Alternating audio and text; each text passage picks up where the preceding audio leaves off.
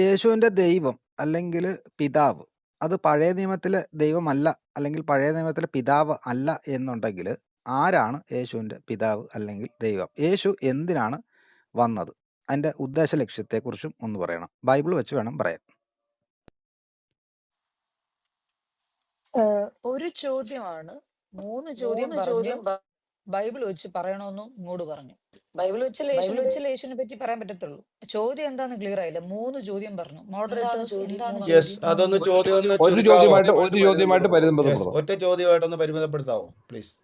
ശ്രീ അല്ല, ഇത് ഒറ്റ ചോദ്യമേ ഉള്ളൂ. ഇത് യേശുവിന്റെ ഉദ്ദേശ ലക്ഷ്യത്തെക്കുറിച്ചുള്ള ചോദ്യമാണ്. യേശുവിന്റെ പിതാവ് അല്ലെങ്കിൽ ദൈവം പഴയ നിയമത്തിലെ ദൈവം അല്ല എന്നുള്ളത് ഡിബേറ്റ് വിഷയമാണ്. പഴയ നിയമത്തിലെ ദൈവം അല്ല എന്നുണ്ടെങ്കിൽ യേശുവിന്റെ പിതാവ് ആരാണ്? യേശുവിന്റെ ഉദ്ദേശ ലക്ഷ്യം എന്താണ്? ഇത് ഒറ്റ ചോദ്യമാണ്. ഒറ്റ ആൻസർ പറഞ്ഞാൽ മതി. ഓക്കെ, യേശുവിന്റെ പിതാവ് ആരാണ്? യേശുവിന്റെ ഉദ്ദേശ ലക്ഷ്യം എന്താണ്? ബൈബിൾ വെച്ച് പറയുക. ഓക്കെ, ഒറ്റ ചോദ്യമാക്കി എടുത്തു. യേശുവിന്റെ പിതാവ് ആരാണ്? ദൈവമാണ്. ദൈവപുത്രൻ എന്നാണ് യേശുവിനെ അറിയുന്നത്. ബൈബിൾ വെച്ച് പറയണമെന്ന് ശ്രീ പറയുന്നത് എനിക്ക് 4 മിനിറ്റേ ഉള്ളൂ. ഇത് ഞാൻ തപ്പിയെടുത്ത് ഇങ്ങനെ വായിച്ചുകൊണ്ടിരിക്കണമെങ്കിൽ ടൈം പിടിക്കും. റെഫറൻസ് ആണെങ്കിൽ അവലോകനം തരാം. ദൈവപുത്രനായ യേശു ക്രിസ്തു എന്ന് പറഞ്ഞാൽ ദൈവത്തിന്റെ പുത്രനാണ്. അത്യുന്നതനായ ദൈവം എന്നാണ്. അത് ആരാണ് എന്ന് ചോദിച്ചാൽ സ്വർഗസ്ഥനായ പിതാവേ എന്നാണ് പറയുന്നത്. അത് തികച്ചും പറയണമെങ്കിൽ പിതാ, പുത്ര, പരിശുദ്ധാത്മാവ് എന്ന് പറയുന്ന ട്രിനിറ്റിയാണ് ദൈവം. ഇനി യേശുവിന്റെ ഉദ്ദേശ ലക്ഷ്യം എന്തായിരുന്നു? ജനനവും ജീവിതവും മരണത്തിന്റെയും ഉദ്ദേശം രക്ഷ എന്നതാണ്. യേശുവിന്റെ പേര് തന്നെ ഗോഡ് സേവ്സ് എന്നാണ്. ദൈവം നമ്മോട് കൂടെ ഉണ്ടെന്നുള്ള ഒരു ഉറപ്പാണത്. കാര്യം നമ്മൾ വീണുപോയി, ദൈവത്തിൽ നിന്ന് അകന്നുപോയി, അല്ലെങ്കിൽ എല്ലാ ദൈവസങ്കല്പങ്ങളിൽ പോകുമ്പോൾ നീ തെറ്റ് ചെയ്തുകൊണ്ട് അങ്ങനെ ചെയ്യൂ ഇങ്ങനെ ചെയ്യൂ എന്ന് പറയുമ്പം ഒരു സന്തോഷമില്ല. അതുകൊണ്ടാണ് ജനനത്തിൽ തന്നെ ഇതാ സർവ്വജനത്തിനുമുള്ള മഹാസന്തോഷം ദാവീദിന്റെ പട്ടണത്തിൽ നമുക്കായി ജനിച്ചിരിക്കുന്നു എന്ന് ദൂതൻ മറിയയോട് പറയുന്നത്. ഇത് ബൈബിളിൽ നിന്നാണ് കേട്ടോ പറയുന്നത്. ദൂതൻ മറിയയോട് പറയാണ്. ആ രക്ഷ യേശു ക്രിസ്തു ജനനത്തിലൂടെ പൂർത്തീകരിച്ചു. ജീവിതത്തിൽ കടം ഈ ടൈമും സ്പേസും വിട്ട് ഡാർലിംഗ് ഓഫ് ഹെവൻ എന്നാ പറയുന്നത്. അതുകൊണ്ട് പിലാത്തോസിനോട് പറയുന്നത്, ഞാൻ കൈ നോടിച്ച എന്റെ ആൾക്കാർ എത്ര പേര് വരും എന്നറിയാവോ? അപ്പൊ അത്രയും മടിയിലിരിക്കുന്ന ദൈവപുത്രൻ ഒരു മനുഷ്യനായി ഗർഭാത്രത്തിനകത്ത് ജീവിച്ച് പശുത്തൊട്ടിയിൽ ജനിച്ച് ജീവൻ തന്നെ ഒരു കാർപ്പൻ്റർ മകനായിട്ട് ജീവിച്ചു. പിന്നെ നമ്മൾ നോക്കുമ്പോൾ ദൈവരാജ ശുശ്രൂഷ പറഞ്ഞു, ജീവിതം, മരണം, അടക്കം, പുനരുത്ഥാനം, ഉയർത്തെഴുന്നേറ്റത് പോലും. നേരത്തെ എന്റെ വിഷയത്തിൽ ഞാൻ പറഞ്ഞതാണ്, പൗലോസിനെ നേരിട്ട് കണ്ട യേശു ക്രിസ്തുവിനെ പുനരുദ്ധാനം കഴിഞ്ഞ് കണ്ട ആ 40 ദിവസം കൊണ്ട് അനേകം പേർ ഈ ജീവിത രക്ഷയാണ്. രക്ഷ സകലവരും രക്ഷപ്പെട്ടു. രക്ഷ നമ്മൾ നേടി, സമാധാനം നേടി. നമ്മൾ ഓരോരുത്തരും ദൈവരാജ്യത്തിലാണ് എന്നുള്ളതാണ് യേശു ക്രിസ്തുവിന്റെ ഉദ്ദേശം. പിതാവ്, ഞാനും ഇന്ന് വിളിക്കുന്ന പിതാവേ എന്ന് വിളിക്കാൻ തന്ന അതേ പിതാവാണ്. പേരാണ് നിങ്ങൾ ചോദിക്കുന്നത്, പേരിന്റെ ആവശ്യമില്ല. അപ്പക്കുട്ടാന്ന് വിളിക്കാൻ 10 അപ്പക്കുട്ടെന്ന് പറയുന്നതല്ല. ഏക ദൈവമേ ഉള്ളൂ, ഒരേ ഒരു ദൈവമേ ഉള്ളൂ. ബൈബിൾ വെച്ച് തന്നെയാണ് പറഞ്ഞത് കേട്ടോ. Thank you. ഓക്കെ, അടുത്ത ചോദ്യം റാണിയോടാണ്. ആ ചോദ്യം നമുക്ക് ക്രമത്തിൽ കാണുന്നത് എമ്മോ റെജീനോടാണ്, കെയും റെജീനോടാണ്. പ്രിൻസ് റാണിയോടായിരുന്നോ? അല്ലല്ലോ, എനിക്ക് റജീന സിസ്റ്ററിനോട് ചോദിക്കാനുണ്ട്. അപ്പൊ തലോടി റാണിയോടായിരുന്നു. തലോടിയുടെ അവസരം.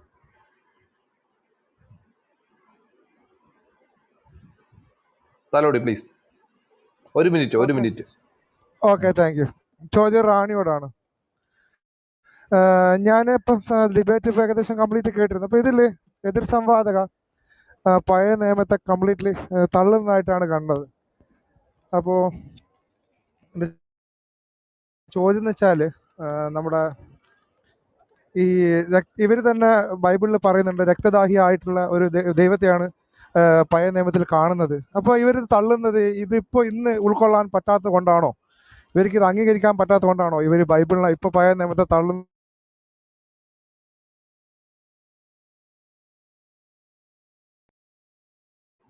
ചോദ്യം കഴിഞ്ഞോ? മൂട്ടായി. ചോദ്യം വ്യക്തമായിരുന്നോ റാണി? ചോദ്യം വ്യക്തമായോ? ഒന്ന് പറയില്ലെങ്കിൽ രണ്ടാമതൊന്നുകൂടെ ചോദിക്കും. തീർച്ചയായും. താങ്ക് യു തലോടി. എന്തായാലും ആ ചോദ്യം വളരെ ഒരു പ്രസക്തമായിട്ടുള്ള ഒരു കാര്യമാണ്. ഇത്രയും കാലം യഹോവയൊന്നും ആരും തള്ളാറില്ല. താങ്കളുടെ ചോദ്യത്തിൽ തന്നെ പകുതിയും ഉത്തരവുണ്ട്. ഇത്രയും കൊടും ക്രൂരനായിട്ടുള്ള ഒരു യഹോവയെ നമുക്ക് നമ്മുടെ മുൻപിലേക്ക് വെളിപ്പെട്ട് വരികയാണ്. ഇനി യേശുവിലേക്ക് മതത്തുകയാണ്. അതായത് യേശു എന്ന് പറയുന്ന വ്യക്തി ഒളിപ്പിച്ചു വെക്കപ്പെട്ട ഒരു വ്യക്തി തന്നെയാണ്. അതായത് ഞാൻ പോലും യേശു എന്ന് പറയുന്ന ഒരു വ്യക്തിയെ മുൻപൊക്കെ ആരാധിച്ചിരുന്ന, അല്ലെങ്കിൽ വളരെ ഫോട്ടോ കണ്ടിട്ടാണ് കേട്ടോ, വളരെ കരുണാമയനായിട്ടുള്ള ഇതൊക്കെ എനിക്ക് തോന്നിയിരുന്നു. പിന്നെ ആൾക്കാരൊക്കെ നിന്നെ പോലെ നിന്റെ അയൽക്കാരനെ സ്നേഹിക്കുക എന്നൊക്കെ പറഞ്ഞപ്പോൾ ഓക്കെ, അയൽക്കാരനെ മാത്രം സ്നേഹിച്ചാൽ മതിയോ എന്നുള്ളൊരു ചോദ്യം ഉറപ്പായും എൻ്റെ മനസ്സിലുണ്ടായിരുന്നു. പക്ഷെ എങ്കിൽ പോലും ഇതൊക്കെ വളരെ വലിയ കാര്യമാണ് എന്നൊക്കെ നമ്മളോട് പറഞ്ഞു തന്നപ്പോൾ നമ്മൾ അങ്ങനെ വിശ്വസിച്ച ഒരു കാലഘട്ടം ഉണ്ടായിരുന്നു. പക്ഷെ അതിന്റെ പൂർണ്ണരൂപം നിന്റെ ജനത്തോട് പകയോ പ്രതികാരമോ പാടില്ല, നിന്നെ പോലെ തന്നെ നിന്റെ അയൽക്കാരനെ സ്നേഹിക്കുക എന്നുള്ളതാണ് പഴയ നിയമപുസ്തകത്തിലെ ആശയം തന്നെ. അതായത് നിന്റെ ജനത്തോട് പകയോ പ്രതികാരമോ പാടില്ല, നിന്നെ പോലെ നിന്റെ അയൽക്കാരനെ സ്നേഹിക്കുക. ആരാണ് നിന്റെ അയൽക്കാരൻ? നിന്റെ ജനം തന്നെയാണ് എന്നുള്ളത് വളരെ വ്യക്തമാണ്. അപ്പൊ ഇത് ഒരു പൊതുസമൂഹത്തിലേക്ക് മുന്നിലേക്ക് വെക്കാൻ സാധിക്കില്ല എന്നുള്ളതാണ് മറ്റൊരു കാര്യം. അതുകൊണ്ട് തന്നെയാണ്, അതായത് ഇനിയിപ്പോ ഈ യഹോവയെ തള്ളിക്കഴിഞ്ഞു, ഇനി യഹോവയെ കഴിഞ്ഞ യേശു തന്നെ പറയുന്നത് എന്താണ്? യോഹന്നാൻ വരെയാണ് പ്രവാചകന്മാർ. അതായത് മലാഖി കഴിഞ്ഞ് നിർത്തിയില്ല. മലാഖി കഴിഞ്ഞ് പ്രവാചകനായിട്ട് യോഹന്നാന്റെ, അതായത് പ്രവാചകനായിട്ടുള്ള ഒരു പൊസിഷൻ, ആ ഗണത്തിലേക്ക് പിന്നെ ഒരിക്കൽ പോലും പ്രവാചകനല്ല എന്ന് പറഞ്ഞു വന്ന ഒരു വ്യക്തിയാണ് പിന്നെ യോഹന്നാൻ. അത് ആരാണ്, നീ പ്രവാചകനാണോ എന്ന് ചോദിച്ചപ്പോൾ ഞാൻ പ്രവാചകനൊന്നുമല്ല എന്ന് തള്ളിയ ഒരു വ്യക്തിയാണ് യോഹന്നാൻ. ആ യോഹന്നാനെ പിടിച്ചിട്ടാണ് യേശു എന്ന് പറയണത്. അതായത് പ്രവാചകന്മാർ യോഹന്നാൻ വരെയായിരുന്നു എന്നുള്ളതാണ് ലൂക്കിന്റെ പുസ്തകം 16-ാമത്തെ അധ്യായം 16-17 വാക്യങ്ങളിൽ പറയുന്നത്. അപ്പോൾ ആ ഇത് നമ്മൾ തള്ളിക്കളയാൻ സാധിക്കില്ല. കാരണം കണ്ണിയാണ് അവിടെ കൂട്ടിച്ചേർക്കപ്പെട്ടിരിക്കുന്നത്. അതായത് മലാഖി കഴിഞ്ഞിട്ട് പിന്നെ വേറൊരു കാര്യവും ഇല്ലായിരുന്നു എങ്കിൽ എങ്ങനെയെങ്കിലും പിടിച്ച് രക്ഷപ്പെടാമായിരുന്നു. പക്ഷെ കണ്ണി കൂട്ടി യോജിപ്പിക്കുന്ന ഒരു കണ്ണിയായിട്ട് അവിടെ യോഹന്നാൻ വരികയാണ് ചെയ്യുന്നത്. അപ്പം പ്രവാചകന്മാരെ ഒന്നും ഞാൻ തള്ളിയിട്ടില്ല, നിയമത്തെയും ഞാൻ തള്ളിയിട്ടില്ല എന്ന് പറഞ്ഞ സ്ഥിതിക്ക് ഇവർക്ക് അതെടുക്കാൻ സാധിക്കില്ല. പുതിയ നിയമത്തിന്റെ നട്ടെല്ലാണ് പഴയ നിയമം. Okay, thank you. നമുക്കിനി അടുത്ത ചോദ്യം അന്നമ്മയോടാണ്. എംഒയുടെ അവസരം. നമസ്കാരം അന്നമ്മ. കേൾക്കാമോ? ഹലോ, കേൾക്കുന്നുണ്ടോ? കേൾക്കാം പറഞ്ഞു. ഞാൻ പറഞ്ഞിട്ട് അൺമ്യൂട്ട് ചെയ്തു. കേൾക്കുന്നുണ്ടോ? കേൾക്കാമോ? പറഞ്ഞോളൂ. ഞാൻ അത് കഴിഞ്ഞിട്ട് അൺമ്യൂട്ട് ചെയ്യും. കാരണം രണ്ട് മൈക്കും കൂടെ ആവുമ്പോഴേ. യൂദ 1:5 ന്യൂ ടെസ്റ്റമെന്റില് യൂദ 1:5 യേശു ക്രിസ്തു ഇങ്ങനെ പറയുന്നു: നിങ്ങൾക്ക് എല്ലാ കാര്യങ്ങളും നല്ലപോലെ അറിയാമെങ്കിലും ചില കാര്യങ്ങൾ ഓർമ്മപ്പെടുത്തുന്നു. ഞാൻ ആഗ്രഹിക്കുന്നു, ഈജിപ്തിൽ നിന്ന് ഇസ്രായേൽ ജനത്തെ രക്ഷിച്ച് കർത്താവ് വിശ്വസിക്കാത്തവരെ പിന്നീട് നശിപ്പിച്ചു. അപ്പൊ അങ്ങനെ വിശ്വസിക്കാത്തവരെ നശിപ്പിച്ച ഒരു ദൈവമാണോ കരുണാകരനായ യേശു ക്രിസ്തു?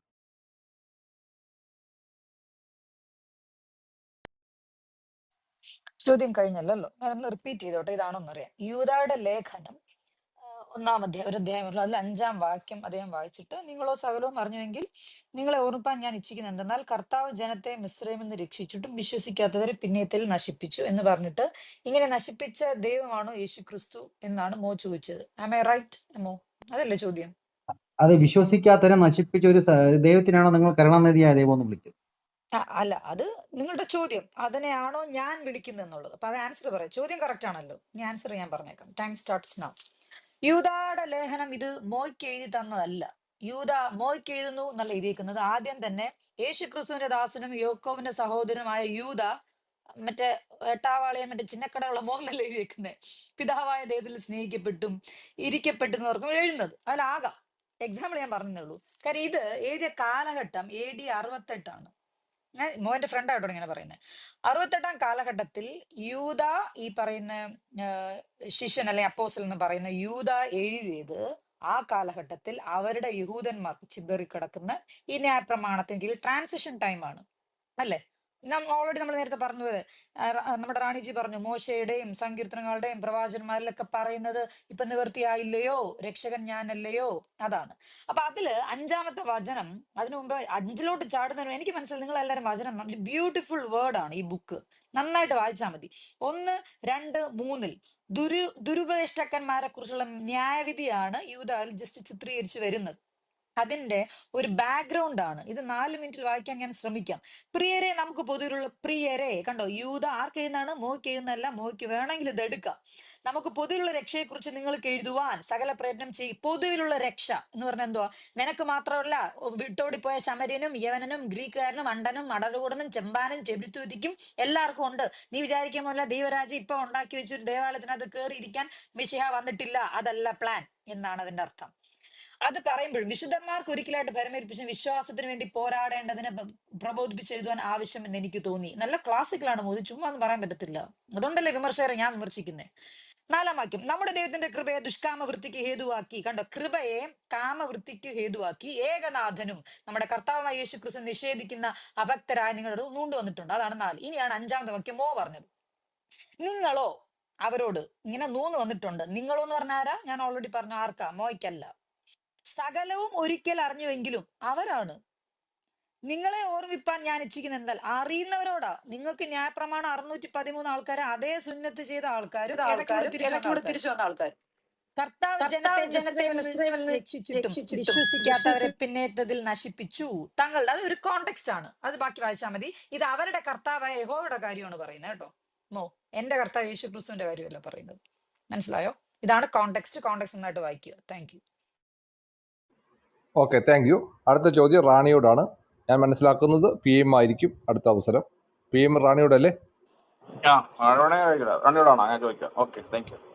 ഓക്കെ, റണിക്ക് ഒരു ചോദ്യം എന്ന് വെച്ചാല്, നമ്മള് 1560 ഗോവൻ ഇൻക്വിസിഷൻ എന്ന് പറഞ്ഞിട്ടൊരു സംഭവം നടന്നിട്ടുണ്ട് ചരിത്രപരമായിട്ട്. അതിന്റെ ജീവിക്കുന്ന തെളിവാണ് സേവിയർ എന്ന് പറഞ്ഞ, ഫ്രാൻസിസ് സേവിയർ എന്ന് പറഞ്ഞ ഒരു ഭൗതിക ശരീരം അവിടെ കിടക്കുന്നുണ്ട്. പക്ഷെ അത് ചരിത്രപരമായിട്ട് ഗോവൻ ഇൻക്വിസിഷൻ നടന്ന ഒരു കാര്യമാണ്. വളരെ ക്രൂരവും പൈശാചികവുമായ സംഭവങ്ങളാണ്. അപ്പൊ അതിന്റെ നമ്മളിപ്പോ ഇത് കേൾക്കുമ്പോ പിന്നെ എന്താ പറയാ, പഴയ നിയമത്തിന്റെ അതേ രൂപമാണ് അവിടെ നടപ്പിലാക്കിയത്. അല്ലെ പുതിയ നിയമം വന്നപ്പോ ഇത് അതിന്റെ ഭാഗം തന്നെയല്ലേ ഇത് ഇവിടെ നടപ്പിലാക്കപ്പെട്ടത്? അതിനെതിരെ 2 കാര്യമുണ്ട്. നിങ്ങൾ അതിനെതിരെ ആരും സംസാരിക്കുന്നതായിട്ട് ഒരു രീതി കണ്ടിട്ടുമില്ല. ചരിത്രപരമായിട്ട് എത്രത്തോളം സത്യാവസ്ഥ ഉണ്ട്, അദ്ദേഹത്തിന്റെ കത്തുകളെ കുറിച്ചിട്ട് ആ സേവിയറിന്റെ, അതായത് ഫ്രാൻസിസ് സേവിയറിന്റെ പങ്ക് അവിടെ കൃത്യമാണ്. പക്ഷെ അത് ചിലര് അതിനെ തള്ളിക്കളയുന്നുമുണ്ട്. പക്ഷെ ആര് പങ്കെടുത്താലും പങ്കെടുത്തില്ലെങ്കിലും ആ ഒരു ഇൻക്വിസിഷൻ അവിടെ നടന്നിട്ടുണ്ട്. അപ്പൊ അത് ദൈവികമായ ഒരു ഒരു വിശ്വാസ രേഖയ്ക്ക് വേണ്ടി ഇങ്ങനെ ആൾക്കാരെ കൊന്നു കളഞ്ഞത് ഏത് നിയമത്തിന്റെ പുറത്താണ്? പഴയ നിയമമോ പുതിയ നിയമത്തിന്റെ ഏതിന്റെ ഭാഗമായിട്ടായിരിക്കും അത് നടന്നത്? ഓക്കെ. എന്തായാലും താങ്കൾ ചോദിച്ച ചോദ്യം പഴയ നിയമം പുതിയ നിയമം എന്നൊന്നില്ല എന്ന് ഇവിടെ തെളിയിക്കപ്പെട്ട് കഴിഞ്ഞിരിക്കുകയാണ്. പഴയ നിയമം പുതിയ നിയമം എന്നൊന്നില്ല. അതായത് യേശു തന്നെ ഇവിടെ കണ്ണി ആയിട്ട് യോഹന്നാനെ പ്രതിഷ്ഠിച്ചു വെച്ചിരിക്കുകയാണ്. ഈ കണ്ണി വെടിവിക്കാൻ ഇവർക്ക് ആർക്കും സാധിക്കില്ല എന്നുള്ളതാണ് വസ്തുത. അപ്പോ അതുപോലെ തന്നെ വേറൊരു കാര്യം, താങ്കൾ ചോദിച്ച ചോദ്യം ഫ്രാൻസിസ് സേവിയർ എന്തുകൊണ്ട് ഇത് ചെയ്തു? നമ്മളൊക്കെ പറയും പുരോഹിതന്മാരൊക്കെ ഈ ദൈവത്തിന്റെ ചിന്തയിൽ നിന്ന് മാറി അങ്ങനെ പൈശാചികമായി ചിന്തിച്ചിട്ടാണ് ഈ കാര്യങ്ങളൊക്കെ ചെയ്യുന്നത്. അല്ല, ബൈബിൾ നിങ്ങൾ എടുത്തു നോക്കൂ, പുരോഹിതന്മാരാണ് ഇതിനു വേണ്ടി ചുക്കാൻ പിടിക്കുന്നത്. പുരോഹിതൻ തന്നെയാണ് യുദ്ധ സന്ദർഭങ്ങളിൽ കുഴലൂരി ഇവന്മാരെയൊക്കെ ഒരുക്കിയെടുക്കേണ്ടത് എന്നുള്ളതാണ് യഹോവയുടെ നിയമം തന്നെ. അപ്പൊ പുരോഹിതന്മാർ എന്ത് ചെയ്യുന്നു അതൊക്കെ യഹോവ പറഞ്ഞിട്ടാണ് എന്നുള്ളതാണ് ഈ പുസ്തകം പറയുന്നത്. അപ്പൊ പുരോഹിതനാണ് ഏറ്റവും വലിയ ക്രൂരന്മാര് എന്ന് നമുക്ക് കരുതാം. അതായത് ഈ പുസ്തകത്തിന്റെ വാക്യങ്ങൾ അങ്ങനെയാണ് പറയുന്നത്. പുരോഹിതന്മാരായിട്ടുള്ള ആൾക്കാരാണ് ഈ യുദ്ധങ്ങൾക്കും അതുപോലെ ഈ കൊടും ക്രൂരതകൾക്കും ഒക്കെ ചുക്കാൻ പിടിക്കുന്ന ആൾക്കാരാണ് എന്നുള്ളതാണ് ഈ പഴയ നിയമത്തിലാണെങ്കിലും ആ ഒരു കാര്യം അങ്ങനെ തന്നെയാണ് ഇവിടെ പറയുന്നത്. മോശ എടുത്തു നോക്കിക്കോളും, മോശ ഒരു പുരോഹിതനാണ്. അപ്പൊ ലേവ്യ പുരോഹിതനാണ്. അപ്പൊ മോശയോട് പറഞ്ഞിരിക്കുന്ന പുരോഹിതൻ യുദ്ധ സന്ദർഭത്തിൽ എങ്ങനെയാണ് ഒരു പുരോഹിതൻ ബിഹേവ് ചെയ്യേണ്ടതെന്നുള്ളത് പഴയ നിയമത്തിൽ കൃത്യമായിട്ടുണ്ട്. അപ്പൊ നമ്മളൊക്കെ വിചാരിക്കുന്നത് എന്താണ്, നമ്മുടെയൊക്കെ ധാരണ നമ്മൾ സന്യാസിമാരെയൊക്കെ കണ്ടിട്ടുള്ളൂ. അപ്പൊ അവരിങ്ങനെ ഭിക്ഷാന്തേഹിയായിട്ട് നടക്കുന്നു. അപ്പൊ നമ്മൾ പിന്നെ ഇങ്ങനെ എന്താ പറയണ്ടേ, ദാരിദ്ര്യത്തിൽ ജീവിക്കുന്നു. അതുപോലെ തന്നെ ഇങ്ങനെ ആ മറ്റുള്ള അവരെ ഒന്നും ദ്രോഹിക്കാതെയൊക്കെയാണ് ഇവർ നടക്കുന്നത്. അപ്പൊ നമ്മൾ ആ രീതിയിൽ, അതായത് ദൈവത്തെ ആരാധിക്കുമ്പോൾ അവരൊക്കെ പരിശുദ്ധന്മാരായിരിക്കും, ദൈവം ഇങ്ങനെയൊന്നും പറയില്ലല്ലോ എന്നുള്ള രീതിയിലൊക്കെ നമ്മൾ ചിന്തിക്കുന്നത് നമ്മുടെ സംസ്കാരത്തിന്റെ ഭാഗമായിട്ട് നമ്മൾക്ക് ഉരുത്തിരിഞ്ഞിരിക്കുന്ന ഒരു കാര്യം നമ്മുടെ മനസ്സിലുള്ളത് കൊണ്ടാണ്. പക്ഷെ ബൈബിൾ വായിച്ചു കഴിഞ്ഞാൽ ഞെട്ടിപ്പോകും. പുരോഹിതന്മാരാണ് ഈ മറ്റുള്ള, അതായത് ഞാനല്ലാതെ മറ്റൊരു ദൈവം നിനക്ക് ഉണ്ടാകരുത് എന്നുള്ളത് ഏറ്റവും പരമപ്രധാനമായിട്ടുള്ള പിന്നെ ഒരു കാര്യമാണ്. അത് യേശുവും സാക്ഷ്യപ്പെടുത്തുന്ന ഒരു കാര്യം ഉണ്ട്. അതായത് ഇസ്രായേലെ കേൾക്കുക, ക്ഷമ പ്രയർ എന്നാണ് പറയുന്നത്. ഇസ്രായേലെ കേൾക്കുക, നമ്മുടെ കർത്താവായ കർത്താവാണ് ഏക കർത്താവ്. അവർക്ക് അങ്ങനെയാകാം, പക്ഷെ അതിന്റെ ശിക്ഷാവിധി അത് ലംഘിക്കപ്പെട്ടു കഴിഞ്ഞാൽ കഴിഞ്ഞാൽ എല്ലാവരെയും കൊന്നുകളയുക എന്നുള്ളതാണ് പരമപ്രധാനം, ഒന്നാമത്തെ കൽപ്പന തന്നെ. അത് ലംഘിക്കപ്പെട്ടു കഴിഞ്ഞാൽ വിദേശി എന്നില്ല സ്വദേശി എന്നില്ല എല്ലാവരും തട്ടിക്കളയുക എന്നുള്ളതാണ് അതിന്റെ കൽപ്പന തന്നെ. അപ്പൊ അത് നിങ്ങൾക്ക് പ്രാവർത്തികമാക്കാനാണ് പിന്നെ ഇവരെ പോലുള്ള ആൾക്കാരെ കൂടമാക്കി വെച്ചിരിക്കുന്നത് എന്നുള്ളതാണ്. അതായത് കോടാലിയാക്കിയിട്ട് നാട്ടുകാരെ ഈ രീതിയിലേക്ക് ഈ യഹോവയുടെ ആൾക്കാരാക്കി മാറ്റുക, അല്ലെങ്കിൽ ഇതേ രീതിയിലേക്ക് മാറ്റുക എന്നുള്ളതാണ് ഇവരുടെ ഉദ്ദേശം തന്നെ. അത് നടപ്പിലാക്കുന്ന ആൾക്കാരാണ് പുരോഹിതന്മാർ. പുരോഹിതന്മാർ സംസാരിക്കുന്നതും പ്രവചിക്കുന്നതും ഒക്കെ യഹോവയുടെ ഈ ആത്മാവ് അല്ലെങ്കിൽ ആ രീതിയിൽ തന്നെയാണ്. അവർ ഈ പുസ്തകം ഗ്രഹിച്ചുകൊണ്ട് തന്നെയാണ് ഈ കണ്ട കൊലപാതകം നിറച്ചും ചെയ്യാൻ. അതായത് ഒരു നമ്മളെപ്പോലെയുള്ള ആൾക്കാർക്ക് അങ്ങനെയൊക്കെ സാധിക്കുമോ? ഒരിക്കലും സാധിക്കില്ല. പക്ഷെ ഇവർക്ക് അതാണ് ഒരു മനുഷ്യനെ മനുഷ്യനല്ലാതാക്കുന്ന ഒരു പുസ്തകമാണ് ഈ ബൈബിൾ എന്ന് പറയുന്നത്. ഓക്കെ, ഒരു കാര്യം ഒന്നും കൂടെ പറഞ്ഞോട്ടെ. ഞാൻ പറഞ്ഞു ജാറെ, അത് സ്റ്റേറ്റ്മെന്റ് ആയിരുന്നു. പിന്നെ താങ്കളെ ഇന്ററപ്റ്റ് ചെയ്യണ്ടെന്ന് വിചാരിച്ചിട്ടാണ്. ഒരിക്കലും ആരെയും സ്റ്റേറ്റ്മെന്റ് വെക്കാൻ അനുവദിക്കില്ല. അതിന് യാതൊരു ഇതുമില്ല കേട്ടോ. സ്റ്റേറ്റ്മെന്റ് വെക്കരുത് ദയവ് ചെയ്ത്. ഓക്കെ ഓക്കെ, തുടർന്ന് ചോദ്യങ്ങൾ ചോദിക്കുന്നവർ അടുത്ത ക്വസ്റ്റ്യൻ ആയിട്ട് തന്നെ ഞാൻ കേട്ടില്ല, എന്താണ് ഞാൻ കഴിഞ്ഞിട്ട് അത് പറയുന്നതിലൊരു യുക്തിയുമില്ല.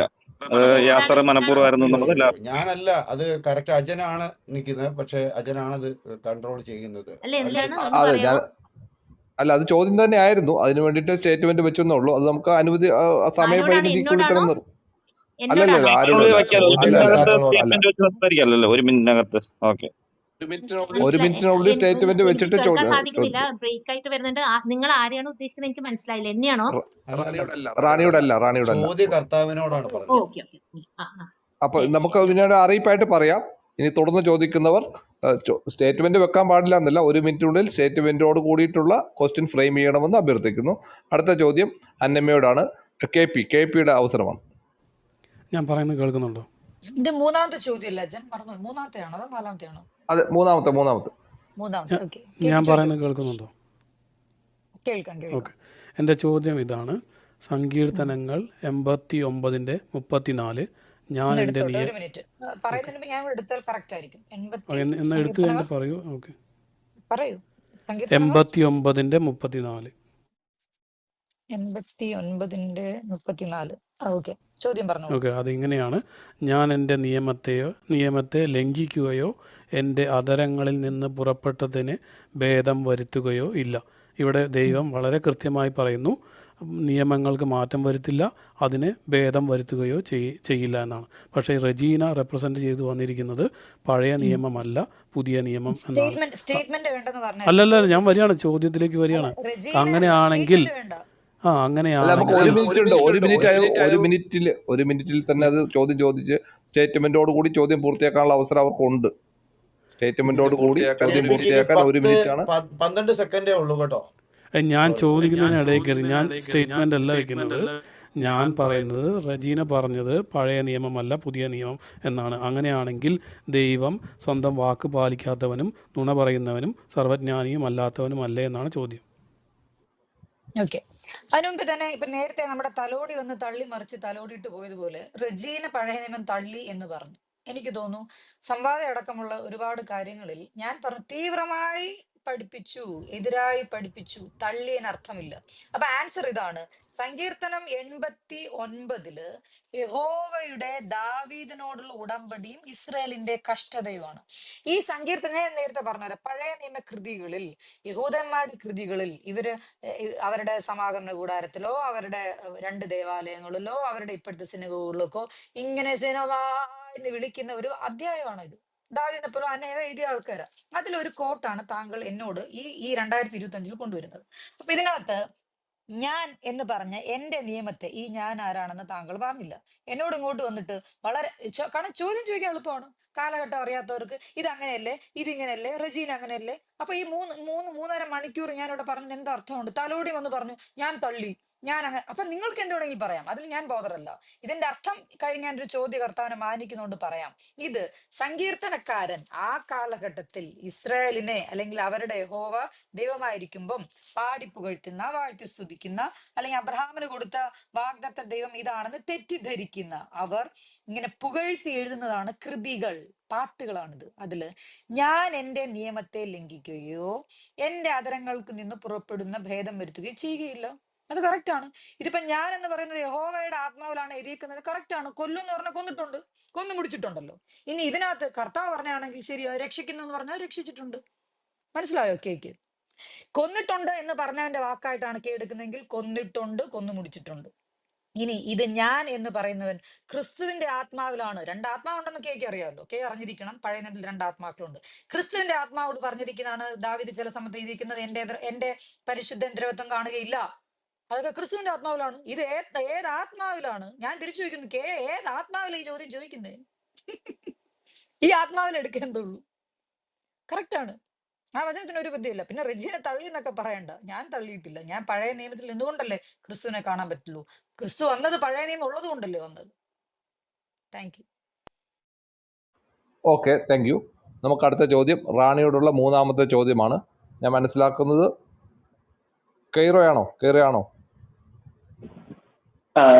കേൾക്കാൻ പറ്റുന്നുണ്ട് ചേട്ടാ? അതെ, കെയ്റോ.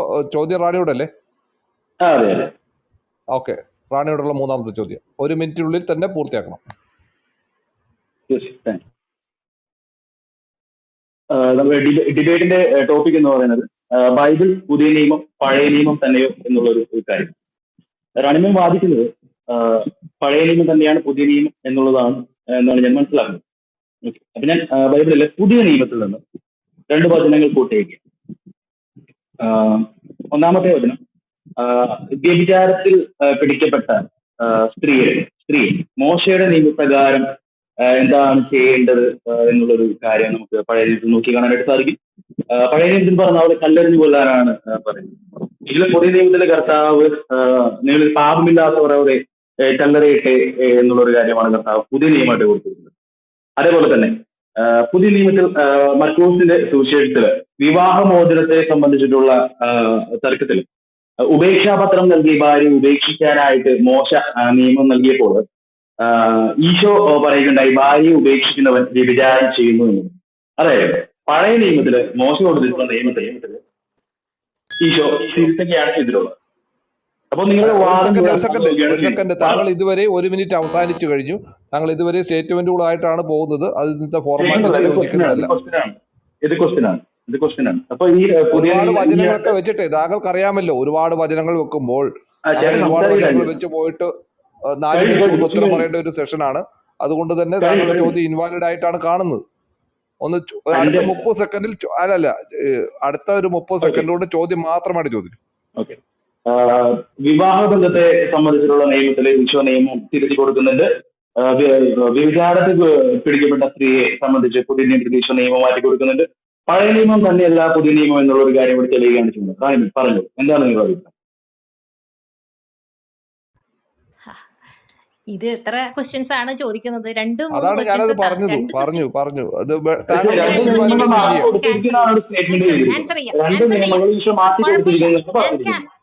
Okay, Cairo മൂട്ടി. ഇത്രമാത്രം നമ്മൾ ഇത്രയെല്ലാം വിശദീകരിച്ച് പറഞ്ഞിട്ടും താങ്കൾ ഒരു ഔചിത്യബോധം കാണിക്കാതെയാണ് താങ്കളുടെ ചോദ്യം ഉണ്ടായിട്ടുള്ളത്. ഞാൻ പറയട്ടെ, ഓക്കെ, മ്യൂട്ട് ചെയ്തോളൂ. 2 ചോദ്യമുണ്ട്. 2 ചോദ്യത്തിന് ഞാൻ താങ്കൾക്ക് ഉത്തരം തന്നിരിക്കും. അതായത് ആദ്യത്തെ ഒരു കാര്യം എന്ന് പറഞ്ഞു കഴിഞ്ഞാല് വീണ്ടും ഞാൻ ഓർമ്മിപ്പിക്കുകയാണ്, നിങ്ങളുടെ അതായത് പിന്നെ നിയമവും പ്രവാചകന്മാരും യോഹന്നാൻ വരെ ആയിരുന്നു എന്നുള്ളതിന് അതിൽ നിയമത്തിൽ നിന്ന് ഒരു വള്ളിയോ പുള്ളിയോ മാറില്ല എന്നും ഞാൻ നിങ്ങളോട് പറയുന്നു എന്ന് പറയുന്നുണ്ട്. നേരത്തെ തന്നെ ഞാൻ പറഞ്ഞു, അബ്രഹാത്തിൽ നിന്നാണ് പരിച്ഛേദന നിയമം കൊടുത്തിരിക്കുന്നത്. അപ്പൊ മോശയുടെ നിയമം പരമപ്രധാനമായിട്ടുള്ള ഒരു കാര്യമല്ല. ഇദ്ദേഹത്തിന്റെ ഈ നിയമപുസ്തകങ്ങളിലുള്ള ഗ്രാഹ്യം ടെസ്റ്റ് ചെയ്യാനാണ് ആ കാര്യം പറയുന്നത് അതുപോലും. പിന്നെ താങ്കൾക്ക് ഒരു ബത്ശേബയെ ഓർമ്മയുണ്ടാകും. ദാവീദ് എന്താ പറയട്ടെ, 3 പരമപ്രധാനമായിട്ടുള്ള 3 കൽപ്പനകൾ, അതായത് അന്യന്റെ ഭാര്യയെ മോഹിക്കരുത്, കൊല്ലരുത്, പിന്നെ വ്യഭിചാരം ചെയ്യരുത് എന്നീ ഈ 10 കൽപ്പനയിലുള്ള മരണത്തിന്റെ 10 കൽപ്പനയായിട്ടുള്ള ഈ 3 നിയമങ്ങളും തെറ്റിച്ചുകൊണ്ട് സ്വന്തം ഊറിയ എന്ന് പറയുന്ന സൈന്യത്തിലുള്ള ഒരു സൈന്യാധിപന്റെ ഭാര്യയായിട്ടുള്ള ഒരു ബത്ശേബ എന്ന് പറയുന്ന, അതായത് യേശുവിന്റെ മുതുമുത്തശ്ശി, താങ്കൾക്ക് ഓർമ്മയുണ്ടാവും. അപ്പൊ ആ മുതുമുത്തശ്ശിയെ കുളിസീൻ കണ്ടുകൊണ്ട് പിന്നെ ആഗ്രഹിക്കുന്നു. കുളിസീൻ കണ്ടുകൊണ്ട് അപ്പം പറയും, കമോൺ ബത്ശേബ എന്ന് പറഞ്ഞ് ബത്ശേബ ഒരു സങ്കോചം കൂടാതെ പോവുകയാണ്. അപ്പോ അവിടെ വന്ന് ഈ ബത്ശേബയെ അദ്ദേഹം പ്രാപിക്കുന്നു. എന്നിട്ടോ അവിടെ ചതിച്ചുകൊണ്ട് ഊറിയനെ കൊല്ലുന്നു. 2ാമത്തെ കുറ്റം വ്യഭിചാരം ചെയ്യുന്നു, അന്യന്റെ ഭാര്യയെ മോഹിക്കുന്നു, വ്യഭിചാരം ചെയ്യുന്നു. എന്നിട്ട് ഈ 3 കുറ്റത്തിനും എങ്ങനെയാണ് നിർത്തിപ്പൊരിച്ചാൽ മതിയോ അല്ല കിടത്തിപ്പൊരിക്കണോ? എങ്ങനെ ചെയ്യണമായിരുന്നു? 10 ഞാൻ കൽപ്പന ചോദിച്ച ക്വസ്റ്റ്യൻ പരമപ്രധാനമായിട്ടുള്ള എന്താണ്, ഇദ്ദേഹം വധശിക്ഷ. പറയുന്ന ആൻസർ എന്താണ്? ഞാൻ പോവാണ്, അല്ല എനിക്ക് നിക്ക് ആൻസർ കിട്ടുന്നില്ല. അതുകൊണ്ട് താങ്ക് യു. തന്നെയാണ് അവിടെ ഈ പക്ഷെ യഹോവ വായിക്കൊണ്ട് തന്നെ എനിക്ക് തോന്നുന്നൊരു കാര്യമില്ല. ഞാൻ അല്ല, ഒരു സെക്കൻഡ് ചോദ്യത്തിന് താഴോട്ട് മാറ്റി. താങ്കൾക്ക് മ്യൂട്ടേ വളരെ എനിക്ക് മാന്യമായിട്ടാണ് സമയം നമ്മൾ വേണം. ഇതുവരെ പറഞ്ഞത്. താങ്കൾ ചോദ്യം ചോദിച്ചു, ചോദ്യം വ്യക്തമായി കേട്ടു, പിന്നെ അത് കേട്ട് സഹിഷ്ണുതാപൂർവ്വം ഇരിക്കാൻ കഴിയുമില്ല, താഴോട്ട് മാറുമോ?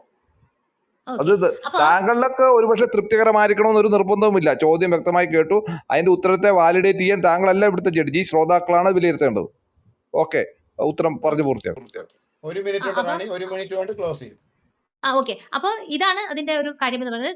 യഹോവ തന്നെ അസാധുവാക്കിയിരിക്കുന്നു. അതായത് വധശിക്ഷ എന്നുള്ളത് ഈ 3 കാര്യത്തിനും വധശിക്ഷ എന്നുള്ളത് യഹോവ തന്നെ അങ്ങ് നാട്ടുകാർക്കാണ് ആ കുറ്റത്തിനുള്ള ശിക്ഷ കൊടുക്കുന്നത്. അത് തന്നെയേ ഉള്ളൂ. അപ്പൊ ആ കാര്യമാണ് അവിടെ അസാധുവായിരിക്കുന്നത്. അതായത് വ്യഭിചാരത്തിന് പിന്നെ ഒരു കുറ്റകരമായിട്ടുള്ള ഒരു കാര്യം. പിന്നെ യഹോവ തന്നെ പറയുന്നുണ്ട്, പിന്നെ നിങ്ങളുടെ പിന്നെ യഹോശയ്യാവിന്റെ പുസ്തകത്തില് വേശ്യാവൃത്തി ചെയ്യുന്നതിന് നിങ്ങളുടെ പുത്രിമാരെയോ വ്യഭിചരിക്കുന്നതിന് നിങ്ങളുടെ ഭാര്യമാരെയോ, ഹോശയ്യാവിന്റെ പുസ്തകം 4:14 ചെയ്യുന്നതിന് ഭാര്യമാരെയോ ഞാൻ ശിക്ഷിക്കുകയില്ല. കാരണം പുരുഷന്മാർ തന്നെ പരസംഗത്തിൽ ഏർപ്പെടുകയും ദേവദാസികളോട് ബലിയർപ്പിക്കുകയും ചെയ്തു. അറിവില്ലാത്ത ജനം തനിയെ നശിച്ചോളും എന്നാണ് അയാളുടെ അഭിപ്രായം. അപ്പൊ നിങ്ങളുടെ കാര്യത്തിൽ ഇടപെടുന്നില്ല എന്നുള്ളത് വളരെ കൃത്യമായിട്ട് പറയുന്ന ഒരു കാര്യമാണ്. മറ്റ് ക്വസ്റ്റിന് ആൻസർ ചെയ്യാൻ പറ്റുമോ? തരാവോ?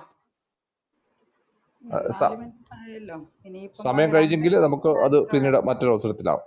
കൈറോ പിന്നെ വീണ്ടും എങ്ങനെയാ അങ്ങ് വന്നത്? നമുക്ക് അടുത്ത അവസരം അന്നമ്മയോടുള്ള ചോദ്യമാണ്. പ്രിൻസിന്റെ അവസരം 4ാമത്തെ ചോദ്യമാണ്. 4ാമത്തെ. ഓക്കെ. യേശുക്രിസ്തുവിനെ പിശാച് പരീക്ഷിക്കാൻ വന്നപ്പോ യേശുക്രിസ്തു ഞാൻ പറഞ്ഞത് കേൾക്കാമല്ലേ? കേൾക്കാം. പ്രിൻസിൻ ബ്രദർ, ഓക്കെ. 1 മിനിറ്റിനുള്ളിൽ ചുരുക്കണം. മത്തായി 4:7 യേശു അവനോട് നിന്റെ ദൈവമായ കർത്താവിനെ പരീക്ഷിക്കരുത് എന്ന് കൂടെ എഴുതിയിരിക്കുന്നു എന്ന് പറഞ്ഞു. ഇതിന്റെ റെഫറൻസ് കിടക്കുന്നത് ആവർത്തന പുസ്തകം 6:16. നിങ്ങൾ മസയിൽ വെച്ച് പരീക്ഷിച്ചതുപോലെ നിങ്ങളുടെ ദൈവമായ യഹോവയെ പരീക്ഷിക്കരുത്. അപ്പൊ ഈ വചനം എടുത്തുകൊണ്ട് നമ്മുടെ ദൈവത്തെയാണ് നീ പരീക്ഷിക്കുന്നതെന്ന് സാത്താനോട് യേശുക്രിസ്തു സംസാരിക്കുന്നു. റെജീനയുടെ പോയിന്റ് ഓഫ് വ്യൂവിൽ സാത്താന്റെ വചനം എടുത്ത് സാത്താനോട് യേശുക്രിസ്തു സംസാരിക്കുന്നു എന്നുള്ള നിലയ്ക്ക് വരും. അങ്ങനെ അല്ലെങ്കിൽ പിന്നെ ഇവിടെ യേശുക്രിസ്തു എടുത്ത വചനം ആരുടെ വചനമാണ്? എനിക്ക് മ്യൂട്ട് അൺമ്യൂട്ട് ചെയ്യാൻ എന്തോ പ്രശ്നമുണ്ടോ തോന്നുന്നു. ഇത്രയും ഇതായതുകൊണ്ട് അറിയത്തില്ല. ഞാൻ കേട്ടു, കുറച്ചേ കേട്ടുള്ളൂ. എന്നെ കേൾക്കാം? ഒരിക്കൽ കൂടെ വേണമെങ്കിൽ ഞാൻ ചോദിക്കാം. 30 സെക്കൻഡ്സ് എടുത്തോളൂ. പ്രിൻസെ കുറച്ചുകൂടെ ഇത് ചെയ്തോളൂ. 30 സെക്കൻഡ്സ്. നിങ്ങളെയൊക്കെ പേടിച്ചാ ഇത്രയും എപ്പോഴും ചോദിച്ചാ. ചോദിക്കണോ ഒരിക്കൽ കൂടെ? ഇച്ചിരി കേട്ടില്ല പ്രിൻസെ. മത്തായി 4:4. ഓക്കെ, ഞാനത് പറയാം. വേണ്ട, റെഫറൻസ് എടുക്കേണ്ട കാര്യമില്ല. നമുക്ക് എല്ലാവർക്കും അറിയാം, സുപരിചിതമായ കാര്യമാണ്. അതായത് യേശുക്രിസ്തുവിനെ പരീക്ഷിക്കാൻ വേണ്ടിയിട്ട് പിശാച് വരുമ്പോൾ യേശുക്രിസ്തു പറയുന്ന ഒരു വാക്യമുണ്ട്. യേശു പിശാചിനോട് നിന്റെ ദൈവമായ കർത്താവിനെ പരീക്ഷിക്കരുത് എന്നുകൂടെ എഴുതിയിരിക്കുന്നു. ഇതിന്റെ റെഫറൻസ് കിടക്കുന്നത് ആവർത്തന പുസ്തകം 6:16. നിങ്ങൾ മസയിൽ വെച്ച് പരീക്ഷിച്ചതുപോലെ നിങ്ങളുടെ ദൈവമായ യഹോവയെ പരീക്ഷിക്കരുത്. അപ്പോൾ യേശുക്രിസ്തു യഹോവയെ പരീക്ഷിക്കരുത് എന്ന് പറഞ്ഞ വാക്യം എടുത്തു വെച്ചിട്ടാണ് പിശാചിനോട് സംസാരിക്കുന്നത്. റെജീനയുടെ വാദമനുസരിച്ച് പിശാചിന്റെ വാക്യം എടുത്ത് പിശാചിനോട് യേശു അടിച്ചെന്ന് വരും. എന്നാൽ യേശു തന്റെ ദൈവമായ യഹോവയെ കുറിച്ച് പറഞ്ഞിരിക്കുന്ന വാക്യം എടുത്താണ് അവിടെ പരീക്ഷയെ തന്നെ പിശാചിനോട് ജയിക്കുന്നത്. ഈ വാക്യത്തെ എങ്ങനെ നോക്കിക്കാണുന്നു? ഈ യഹോവ യേശുക്രിസ്തു പറഞ്ഞ ദൈവമല്ലെന്ന് റജീനയ്ക്ക് തെളിയിക്കാൻ സാധിക്കുമോ? അങ്ങനെയാണെങ്കിൽ ഈ വാക്യം സാത്താന്റെ വാക്യമാണോ? സാത്താന്റെ വാക്യം വെച്ചാണോ യേശു പിശാചിനോട് സംസാരിക്കുന്നത്? ചോദ്യം മനസ്സിലായി, പിന്നെ ബ്ലെയിമിങ്ങും മനസ്സിലായി. പക്ഷെ എനിക്ക് 4 മിനിറ്റ് സമയമുണ്ടല്ലോ, ഞാൻ ശ്രമിക്കാം പ്രിൻസെ. കാര്യം 2 ശബ്ദങ്ങളുടെ ക്ലാരിഫിക്കേഷൻ ആണല്ലോ. ഈ മത്തായി സുവിശേഷം 4-ാം അധ്യായത്തിൽ യേശുവിന്റെ പരീക്ഷ എന്ന് പറഞ്ഞിട്ടുണ്ട്. മത്തായി ആ സമയത്ത് ഒരു ചുങ്കക്കാരനായിരുന്നു, യഹൂദനായിരുന്നു. അവിടെ നിന്ന് നേരെ ഈ കാലഘട്ടം എടുക്കണം, ഇത് പ്രിൻസിനുള്ളതല്ല. അപ്പോൾ യേശുക്രിസ്തുവിന്റെ ആ കാലഘട്ടത്തിലുള്ള പരീക്ഷയെ പറ്റി എഴുതുവാണ്. ഇനിയിപ്പോ ഇത് സാത്താനാണെന്ന് തന്നെ പ്രിൻസ് അങ്ങ് വിചാരിക്കുക, കൊമ്പും വാലും വെച്ച്. കാര്യം എനിക്ക് മറുചോദ്യം ഇല്ല. എന്ത് സാത്താൻ ഇങ്ങനെ ലുട്ടാപ്പി പോലെ വന്ന് നിൽക്കുന്നു എന്നാണെങ്കിൽ, ലുട്ടാപ്പി പോലെ ദൈവത്തിന് മുമ്പിൽ വന്ന് ഒരു സാത്താൻ നിൽക്കുന്നുണ്ടെങ്കിൽ, എൻ്റെ പ്രിൻസ് ഇതൊക്കെ പണ്ട് മുതലേ എത്ര സമയം സാത്താൻ ഇങ്ങനെ ഒന്നിക്കണം. അതുകൊണ്ട് പ്രിൻസ് ആദ്യം ഒരു ക്രിസ്ത്യാനി നിലയ്ക്ക് സാത്താൻ എന്താ ആദ്യം പഠിക്കണം, എന്താണ് പിശാച് എന്ന് പറഞ്ഞാൽ പഠിക്കണം. അല്ലെങ്കിൽ ലുട്ടാപ്പി പോലെ ഒരാൾ ഇങ്ങനെ വന്ന് നിൽക്കുന്നു കർത്താവിന്റെ മുന്നിൽ, നമ്മൾ സിനിമ കാണുന്ന പോലെ, എന്നിട്ട് ചോദിക്കുന്നു ഇതുപോലെ കുറേ വചനങ്ങൾ ചോദിക്കുന്നു. അപ്പം ആവർത്തനം 8:3 നിന്റെ ദൈവത്തെ പരീക്ഷിക്കരുതെന്ന് വചനം ഉണ്ടല്ലോ. അപ്പോ പിശാച് ഇങ്ങനെ ചോദിച്ചിട്ട് പറയുവാണ്, സാത്താൻ എന്റെ സാത്താനല്ല, പ്രിൻസിന്റെ സാത്താനോട് നീ ദൈവപുത്രനെങ്കിൽ ഈ കല്ല് അപ്പമായി കൽപ്പിക്കുക എന്ന് പറഞ്ഞു. നീ ദൈവപുത്രൻ എങ്കിലെന്നാണ്, വെല്ലുവിളിയാണ്. അപ്പമായൻ കൽപ്പിക്കുക എന്ന് മറ്റേ കൊമ്പുള്ള സാത്താൻ കൽപ്പിച്ചു എന്നാണോ? കാരണം പ്രിൻസിന്റെ ലെവലിൽ എനിക്ക് പറയാം. പറ്റൂലെങ്കിൽ എന്തിനാ റജീനെ പണിക്കിറങ്ങുന്ന? ചോദ്യത്തിന് മറുപടി പറയും എന്റെ റജീന, പ്രിൻസെ നാറാതിരുന്ന് അവിഞ്ഞ് നാറാതെ. പ്രിൻസ് മോഡറേറ്റേഴ്സ് മ്യൂട്ട് കംപ്ലീറ്റ് ചെയ്യട്ടെ പ്രിൻസ് അപ്പൊ പ്ലീസ്. പ്രിൻസിന്റെ കൊമ്പുള്ള സാത്താനാണ് ഇത് ചോദിച്ചത്. യഥാർത്ഥത്തിൽ സാത്താന്റെ അർത്ഥം ഒന്നുമില്ല. കാരണം പ്രിൻസിന് കൊമ്പുള്ള സാത്താൻ വരെ എത്തിയിട്ടുള്ളൂ പ്രിൻസ്. അപ്പം അങ്ങനെ ചോദിക്കുമ്പം നീ ദൈവപുത്രനെങ്കിൽ ഈ കല്ല് അപ്പമാകുവാൻ കൽപ്പിക്കുക എന്ന് കൊമ്പുള്ള സാത്താൻ പറയുന്നു. അതിന് യേശു മനുഷ്യൻ അപ്പം കൊണ്ട് മാത്രമല്ല ദൈവത്തിന്റെ വായിൽ നിന്ന് വരുന്ന സകല വചനവും കൊണ്ട് ജീവിക്കുന്നു എന്ന് എഴുതിയിരിക്കുന്നു എന്ന് ഉത്തരം പറഞ്ഞു. കാര്യം സാത്താനോട് സാത്താൻ എഴുതി വെച്ച വചനമാണ് പറഞ്ഞേക്കുന്നതെങ്കിൽ പ്രിൻസെ ദൈവത്തിന്റെ വായിൽ നിന്ന് വരുന്ന സകല വചനം എന്നാണ്. മനസ്സിലായോ? കൊണ്ട് ജീവിക്കുന്നു. എന്തുവാണ് ആ വചനം? നീ ദൈവപുത്രനെങ്കിൽ. പ്രിൻസ് നന്നായിട്ട് വചനം വായിക്കണം. ഈ 2 കോട്ടും 2 മലയാളം എടുത്തു വെച്ച് അതെങ്ങനെ എഴുതി ഇതെങ്ങനെ എഴുതി? ദൈവത്തിന്റെ വായിൽ നിന്ന് വരുന്ന സകല വചനം കൊണ്ട് ജീവിക്കുന്നു എന്ന് എഴുതിയിരിക്കുന്നു എന്ന് ഉത്തരം പറഞ്ഞു. ഇത് തന്നെയാണ് മറ്റവരോടും പറഞ്ഞേക്കുന്നേ. മറ്റേ മോശം അവരോട് വരുമ്പം അങ്ങനെ എഴുതിയിരിക്കുന്നില്ലേ, ഇങ്ങനെ എഴുതിയിരിക്കുന്നില്ലേ? ഈ ട്രോൾ എന്നൊക്കെ എന്താ പ്രിൻസിന് മനസ്സിലാവാത്തത്? ഇപ്പൊ പ്രിൻസിന് ഇതിനകത്ത് പിശാചാരെന്ന് മനസ്സിലാവുന്നില്ല, സാത്താൻ എന്തെന്ന് മനസ്സിലാവുന്നില്ല, ന്യായപ്രമാണെന്ന് മനസ്സിലാവുന്നില്ല. യേശു ക്രിസ്തു വന്നിട്ട് ഈ ജീവനുള്ള ദൈവത്തിനെതിരായിട്ട് സംസാരിച്ച് ഇങ്ങനെ അല്ല പ്രിൻസ് പോയി. പ്രിൻസിന് ആ ബാധ നോക്കാതെ നോക്കിക്കോ. അപ്പൊ അതാണ് എന്റെ സമയം കഴിഞ്ഞോ? അതെങ്ങനെ എക്സ്പ്ലെയിൻ ചെയ്യണോ? അല്ലല്ല, നമുക്ക് ചോദ്യത്തിനിടയ്ക്ക് ഇടപെടാൻ അനുവാദം ഇല്ലാത്തതുകൊണ്ട് മാറ്റിയതാണ്. അതെ മനസ്സിലായി. ഡെക്കോറം ഞാൻ ഇത് കംപ്ലീറ്റ് ചെയ്തോ. ടൈം പറഞ്ഞു. അപ്പൊ സാത്താനോട് പറഞ്ഞു എന്ന് ചോദിക്കുവാണെങ്കിൽ അതല്ലേ യഥാർത്ഥ ഹീറോയിസം. താങ്കൾ പറഞ്ഞു ഇങ്ങനെ എഴുതിയിട്ടില്ലേ, അപ്പൊ നിന്റെ അപ്പൻ ഇങ്ങനെ എഴുതിയിട്ടില്ലേ എന്ന് ചോദിച്ചാൽ തീർന്നില്ലേ? കാരണം കൊമ്പുള്ള സാത്താന്. പിന്നെ ഉത്തരം പറയാം പ്രിൻസെ, ഇതിന്റെ അർത്ഥം കൊമ്പുള്ള സാത്താനൊന്നും അല്ല കേട്ടോ.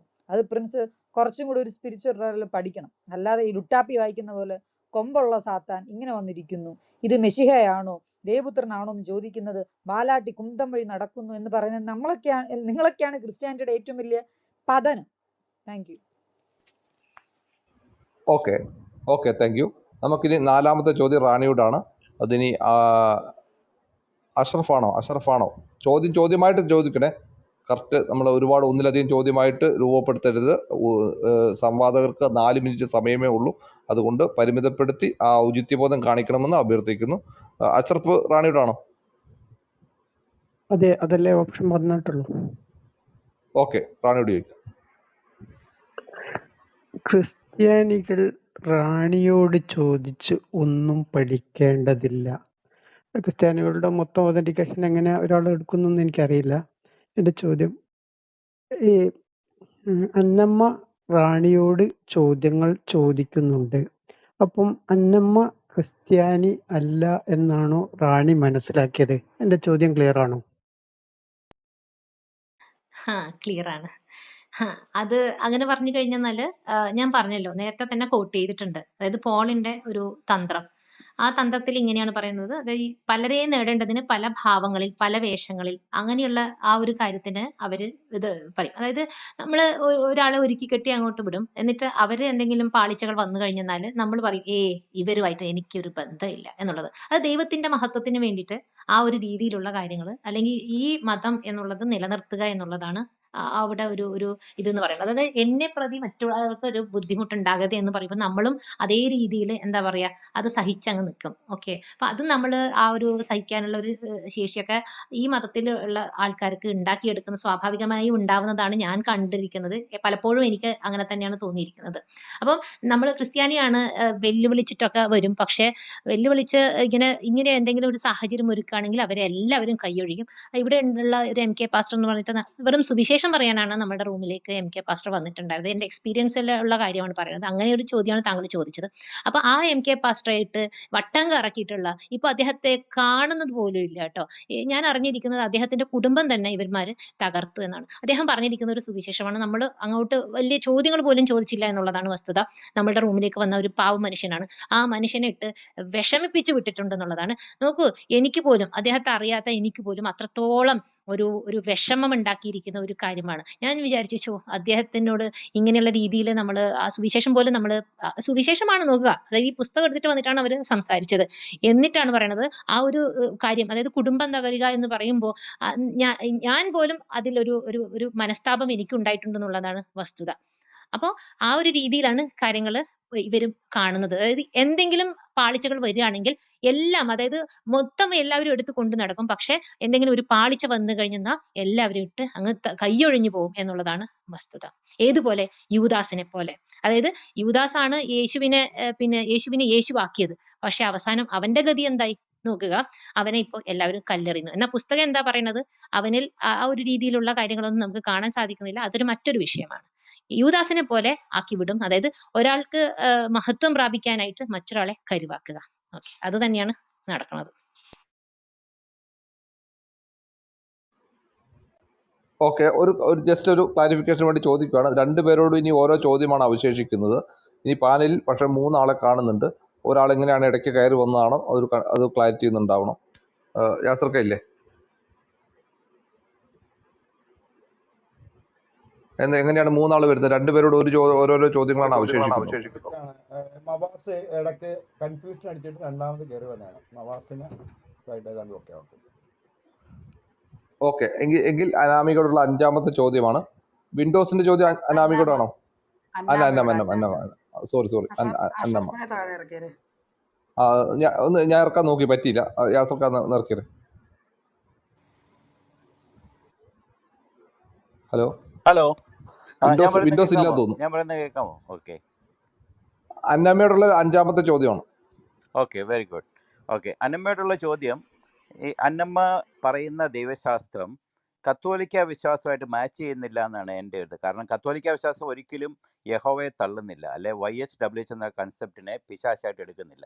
അപ്പോൾ പിന്നെ എങ്ങനെയാണ് നിങ്ങളുടെ കത്തോലിക്ക വിശ്വാസത്തിന് വിരുദ്ധമായ ഒരു ദൈവശാസ്ത്രം ഇവിടെ പറയുന്നത്? Thank you.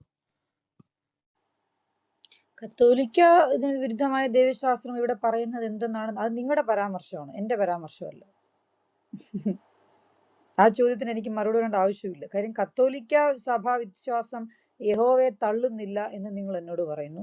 ഞാൻ ഈ പറഞ്ഞതിൻ്റെ ഇതും വെച്ചിട്ട് കത്തോലിക്ക സഭ എന്തു പറയുന്നു, അതിൻ്റെ അർത്ഥം എന്താണ്, അതിൽ പറയുന്ന കാര്യങ്ങൾ വെച്ച് ഇവിടെ എന്നോട് ചോദിക്കുമ്പം ഈ ഒരു ചോദ്യത്തിൽ ഈ ഒരു സംവാദത്തിൽ അതിന് ആൻസർ വേണ്ട വിൻഡോസ്. കാര്യം നമ്മൾ അതിന് ഒത്തിരി പറയേണ്ടി വരും. അങ്ങനെ ഒരു എന്നോട് പറയേണ്ട ആവശ്യമില്ല. നിങ്ങളെ പഠിപ്പിക്കുന്ന കത്തോലിക്ക ഒരു എക്സാമ്പിൾ പറയാം വിൻഡോസേ. ഇപ്പം നമ്മുടെ റാണി ഒരു സെക്കൻഡ് നമ്മളെന്നാന്നറിയോ, ചോദ്യം ചോദിച്ചിട്ട്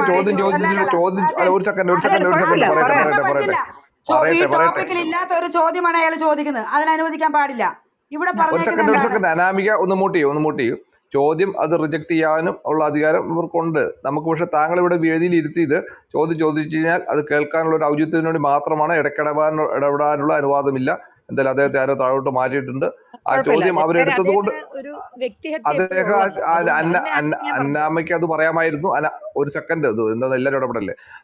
അന്നാമ ആ ചോദ്യം എടുത്തത് കൊണ്ട് പിന്നെ നമുക്ക് മോഡറേറ്റേഴ്സ് ഇടപെടേണ്ട കാര്യമില്ലാത്തത് കൊണ്ടാണ് അദ്ദേഹം ഇടപെട്ടത് ശരിയായിട്ടുണ്ടായില്ല. അദ്ദേഹം താഴോട്ട് മാറിയിട്ടുണ്ട്. അത് ഉത്തരം പറയാം. അപ്പം അതേ ഒന്നും തരാം. അദ്ദേഹം വ്യക്തിഹത്യയാണ്. എവിടെ പോയാലും അദ്ദേഹം ഒരു കത്തോലിക്ക മതഭ്രാന്തനായിരിക്കും. ഞാൻ ക്രിസ്ത്യാനികളുടെ കാര്യം പറയുന്നത്. അതുകൊണ്ട് നിങ്ങളോട് ഒന്ന് കേൾക്കാൻ പാടില്ല. ഞങ്ങൾ ക്രിസ്ത്യാനികളെ പഴയ നിയമം പുതിയ നിയമം കാര്യമാണ് പറയുന്നത്. നിങ്ങൾ കത്തോലിക്ക മതഭ്രാന്തനാണെങ്കിൽ നിങ്ങൾക്ക് ഇതുമായിട്ട് ഏത് ശാസ്ത്രം വേണമെങ്കിലും പിടിക്കാം. ഏത് മതവും ഒരു ഭ്രാന്താകും വിൻഡോസേ, മനസ്സിലായോ? ഈ ക്രിസ്ത്യാനിറ്റി പോലും മതഭ്രാന്ത് കാണിച്ചതിൻ്റെ ഇപ്പൊ റാണി പറഞ്ഞ MK എനിക്കും അറിയാം. അദ്ദേഹത്തിന്റെ കുടുംബത്തെ വലിച്ചു തീഞ്ചി കളഞ്ഞ കുറെ ഭക്ത പെന്തക്കോസുകാരന്മാരെ അറിയാം. അതുകൊണ്ട് നിങ്ങൾ ഇവർ ഇരുന്ന് കേൾക്കണം. പെന്തക്കോസ്ത് പാസ്റ്ററായ ഒരാളുടെ ജീവിത കഥയാണ് റാണി കുറച്ചു മുമ്പ് പറഞ്ഞത്. എന്തുകൊണ്ടാണ് വിമർശകർ ഉണ്ടാകുന്നത്? നിങ്ങളെപ്പോലെ മതഭ്രാന്തന്മാരുള്ളത് കൊണ്ടാണ്. അങ്ങനെ എഴുതിയിരിക്കുന്നു, ഇങ്ങനെ എഴുതിയിരിക്കുന്നു, ഇവിടെ ഇരിക്കാൻ പാടില്ല, അങ്ങനെ ചെയ്യാൻ പാടില്ല, ഞാൻ ചെയ്താൽ നീയും പോവും, നീ നരകത്തിൽ പോവും. എന്നിട്ട് ഇവന്റെയൊക്കെ ജീവിതം കോഞ്ഞാട്ടായതുകൊണ്ടാണ് ഇവരൊക്കെ നിന്നെയൊക്കെ കാർക്കിച്ചു തുപ്പുന്നത്, എന്നെയല്ല. അതുകൊണ്ട് റാണിയുടെ ഇപ്പൊ വിട്ട അക്ഷര വിസർജനവും തുപ്പലും വിൻഡോസ് എടുത്തോണ്ട് പോയാൽ മതി. Thank you. Okay, thank you. നമുക്ക് അവസാനത്തെ ചോദ്യമാണ്, ഓഡിയൻസ് ഭാഗത്തു നിന്നുള്ള അവസാനത്തെ ചോദ്യമാണ്. അമിത് ഭായ്, 5ാമത്തെ ചോദ്യം റാണിയോട്. ഞാൻ പറഞ്ഞു കേൾക്കാണ്ടോ? കേൾക്കാം. ചുരുക്കി ചോദിക്കണേ, ഇത്ര ചുരുക്കി ചോദിക്കും. ഓക്കെ, ചുരുക്കി തന്നെ ചോദിക്കും ചെയ്യാം, പറയാൻ ചെയ്യാം. ഒന്നാമതായിട്ട് എനിക്ക് പറയാനുള്ളത് 2 പേർക്കും അഭിനന്ദനങ്ങൾ. ഞാൻ ഏതാണ്ട് ഈ സംവാദം മുഴുവനായി തന്നെ കേട്ടു. 2 പേർക്കും അഭിനന്ദനങ്ങൾ. വാദിക്കാനും ജയിക്കാനും അല്ല നമ്മൾ സംവാദങ്ങൾ നടത്തുന്നത്, അറിയാനും അറിയിക്കാനുമാണ്. അതിലാര് തടസ്സപ്പെടുത്തിയാലും നമ്മളാണ് വിശ്വാസികളെങ്കിൽ നമുക്കാണ് അറിയേണ്ടത്, നമുക്കാണ് ഇത് ബോധ്യപ്പെടുത്തേണ്ടത്. അവിടെ മറ്റൊരാളുടെ വാക്ക് കേൾക്കേണ്ട ഒരു ആവശ്യമില്ല. Thank you. ഓക്കെ, ഇതിന്റെ ചോദ്യം ഇതാണ്, റാണിയോടാണ് ചോദ്യം ഞാൻ പറഞ്ഞിട്ടുണ്ടായിരുന്നത്. റാണി, ഞാൻ ക്ലബ് ഹൗസിൽ 3-4 വർഷമായി. ഈ ക്രിസ്ത്യൻ റൂമുകളിൽ, പ്രത്യേകിച്ച് ബന്ധക്കോസ് റൂമുകളിൽ അവർ ബൈബിൾ എടുത്ത് ഒരിക്കലും പറയുന്നത് കേൾക്കാറില്ല. പ്രത്യേകിച്ച് മുസ്ലിങ്ങളെ ഗ്രന്ഥങ്ങളാണ്. എന്തുകൊണ്ടാണിത്? സമയം വളരെ ചുരുങ്ങിയതുകൊണ്ടാണ് പെട്ടെന്ന് ചോദിക്കുന്നത്. പ്രത്യേകിച്ച് മുസ്ലിങ്ങളുടെ ഗ്രന്ഥങ്ങൾ മാത്രമേ ചർച്ച ചെയ്യുന്നുള്ളൂ. എന്തുകൊണ്ടാണ് അവർ ബൈബിള്, പലപ്പോഴും ഞാൻ അവരോട് ചോദിച്ചിട്ടുണ്ട് എന്തുകൊണ്ട് നിങ്ങൾ ബൈബിൾ സംസാരിക്കുന്നില്ല എന്നുള്ളത്. എങ്ങാനും അവർ സംസാരിക്കുന്നുണ്ടെങ്കിൽ പരസ്പരം തമ്മിലടിക്കാനല്ലാണ്ട് ബൈബിൾ പ്രബോധനം നടത്താറില്ല. എന്തുകൊണ്ടാണ്? ഓക്കെ. അല്ല, ഖുറാനെ മാത്രമല്ല അവർ വിമർശിക്കുന്നത്. അതായത് പുസ്തകങ്ങൾ എന്നൊക്കെ പറഞ്ഞു കഴിഞ്ഞാൽ ഇവർക്കൊരു ക്രേസ് ആണ്. അതായത് ഇവരുടെ വിചാരം എല്ലാവരും ഇവരെ പോലെ പുസ്തകം എടുത്ത് നടക്കുന്ന ആൾക്കാരാണ്, അതിൽ മുങ്ങി ജീവിക്കുന്ന ആ ഒരു രീതിയിലുള്ള ആൾക്കാരാണ് എന്നുള്ളതാണ്. പിന്നെ ആ ഒരു അതായത് അവരുടെ സെമിറ്റിക് മത കാഴ്ചപ്പാടാണ് അവരെ ഇതിനൊക്കെ പ്രേരിപ്പിക്കുന്നത്. നേരെ മറിച്ച് ഖുറാനെ അവർ വിമർശിക്കുന്നത്, എനിക്ക് തോന്നുന്നത് ഖുറാനെ വിമർശിക്കുമ്പോൾ അവരിൽ നിന്നും കുറച്ച് പേരെ ഇങ്ങോട്ടേക്ക്, അതായത് ക്രിസ്ത്യാനിറ്റിയിലേക്ക് ചാടിക്കാൻ വളരെ എളുപ്പമാണ്. കാരണം എന്താണ്, ഇത് വളരെ മികച്ചതാണ് എന്നും അങ്ങനെ തന്നെയാണ് അവർ പറയുന്നത്.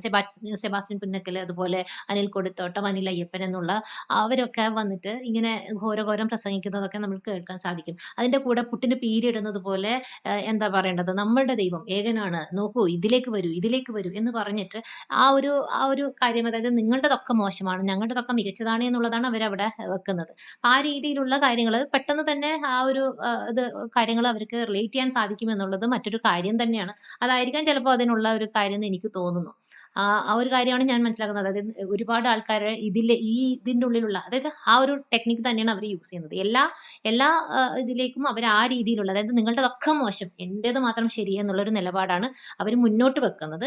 അതുകൊണ്ടായിരിക്കാം അങ്ങനെ പോകുന്നത്. അവര് ഖുറാൻ മാത്രമല്ല വിമർശിക്കുന്നത്, അതുപോലെ അവർക്ക് എടുക്കാൻ പറ്റാവുന്ന പലപ്പോഴും നമ്മളോട് പറഞ്ഞിട്ടുണ്ട്. അതായത് പിന്നെ പുസ്തകങ്ങൾ നിങ്ങൾ കൊണ്ടുവരണം, അതിൽ സാധാരണ പുസ്തകം പോരാ, കുൽസിതങ്ങളും വേണം എന്നാണ് പറയുന്നത്. അപ്പൊ കുൽസിതങ്ങളുള്ള പുസ്തകങ്ങളെ തേടിയുള്ള യാത്രയിലാണ് ഈ ഇങ്ങനെയുള്ള പിന്നെ കാര്യങ്ങൾ ചെയ്യുന്ന ആൾക്കാർ നടത്തുന്നത് എന്നുള്ളതാണ് ഞാൻ മനസ്സിലാക്കിയിരിക്കുന്നത്. Thank you Hamid Khan. ഇനി നമുക്ക് ഹമീദ് ഖാൻ ഒന്ന് താഴോട്ട് മാറ്റിക്കോളൂ കേട്ടോ. നമുക്കിനി കൺക്ലൂഷനാണ്, ഈ സംവാദത്തിൻ്റെ ലാസ്റ്റ് റൗണ്ടാണ്. ഇത് കൂടാതെ ഒരു റൗണ്ട് കൂടി, റൗണ്ടല്ല, നമുക്ക് താങ്ക്സ് ആണ് ബാക്കിയുള്ളത്. അത് മോഡ്സിൻ്റെ ഭാഗത്തു നിന്നാണ്. അതിന് മുമ്പായിക്കൊണ്ട് കൺക്ലൂഷൻ റൗണ്ടിൽ ആദ്യം അവതരിപ്പിച്ച റാണിക്ക് രണ്ടാമത്തെ അവസരവും രണ്ടാമത് അവതരിപ്പിച്ച അന്നമ്മയ്ക്ക് ആദ്യ അവസരവുമാണ്. അപ്പോൾ അന്നമ്മയ്ക്ക് കൺക്ലൂഷൻ്റെ അവസരമാണ്. മാക്സിമം 5 മിനിറ്റാണ്. 5 മിനിറ്റ് കൊണ്ട് താങ്കൾക്ക് പുതിയ വാദങ്ങളിലേക്ക് ഏവർക്കും അറിയുന്നൊരു ഇതാണ്, അതുകൊണ്ട് എടുത്തു പറയുന്നില്ല. അത് പുതിയ വാദങ്ങൾ മുന്നോട്ട് വെക്കാതെ ഇതുവരെ പറഞ്ഞ വാദങ്ങളെ സമ്മറൈസ് ചെയ്തുകൊണ്ടുള്ള കൺക്ലൂഷനും അല്ലെങ്കിൽ താങ്ക്സും ഉൾപ്പെടുത്താം.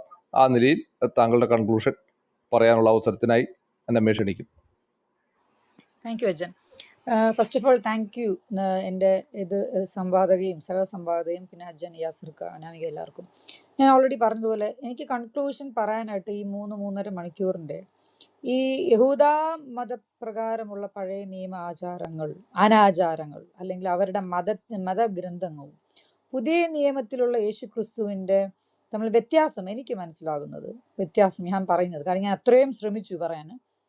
അത് മനസ്സിലാകേണ്ടവർക്കെല്ലാം മനസ്സിലായി കാണും, ബിക്കോസ് ഇറ്റ്സ് അക്കാഡമിക് ആയിട്ടുള്ള സംഭവമാണ്. ഇത്രയും പുതിയ നിയമം 2000 വർഷങ്ങൾക്ക് മുമ്പുള്ള പഴക്കവും മറ്റേത് അതിലും എത്രയോ വർഷങ്ങൾ മുമ്പുള്ള പഴക്കമുള്ള തിയറിയാണ്. നമ്മൾ ഫുള്ള് ചരിത്രമാണ് ഇവിടെ നിന്ന് പറയുന്നത്.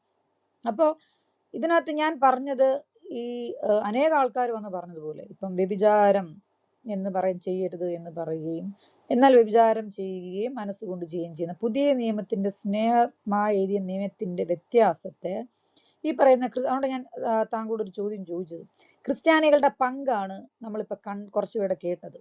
ഇത് അടിച്ച് പ്രചരിപ്പിച്ച് അനാവശ്യമായ സുവിശേഷം പറഞ്ഞ് മതപരിവർത്തനം നടത്തി ക്രിസ്ത്യാനിറ്റി എന്ന് പറഞ്ഞ മതം ഉണ്ടാക്കി, ഇതൊന്നും യേശുക്രിസ്തു പറഞ്ഞിട്ടില്ല.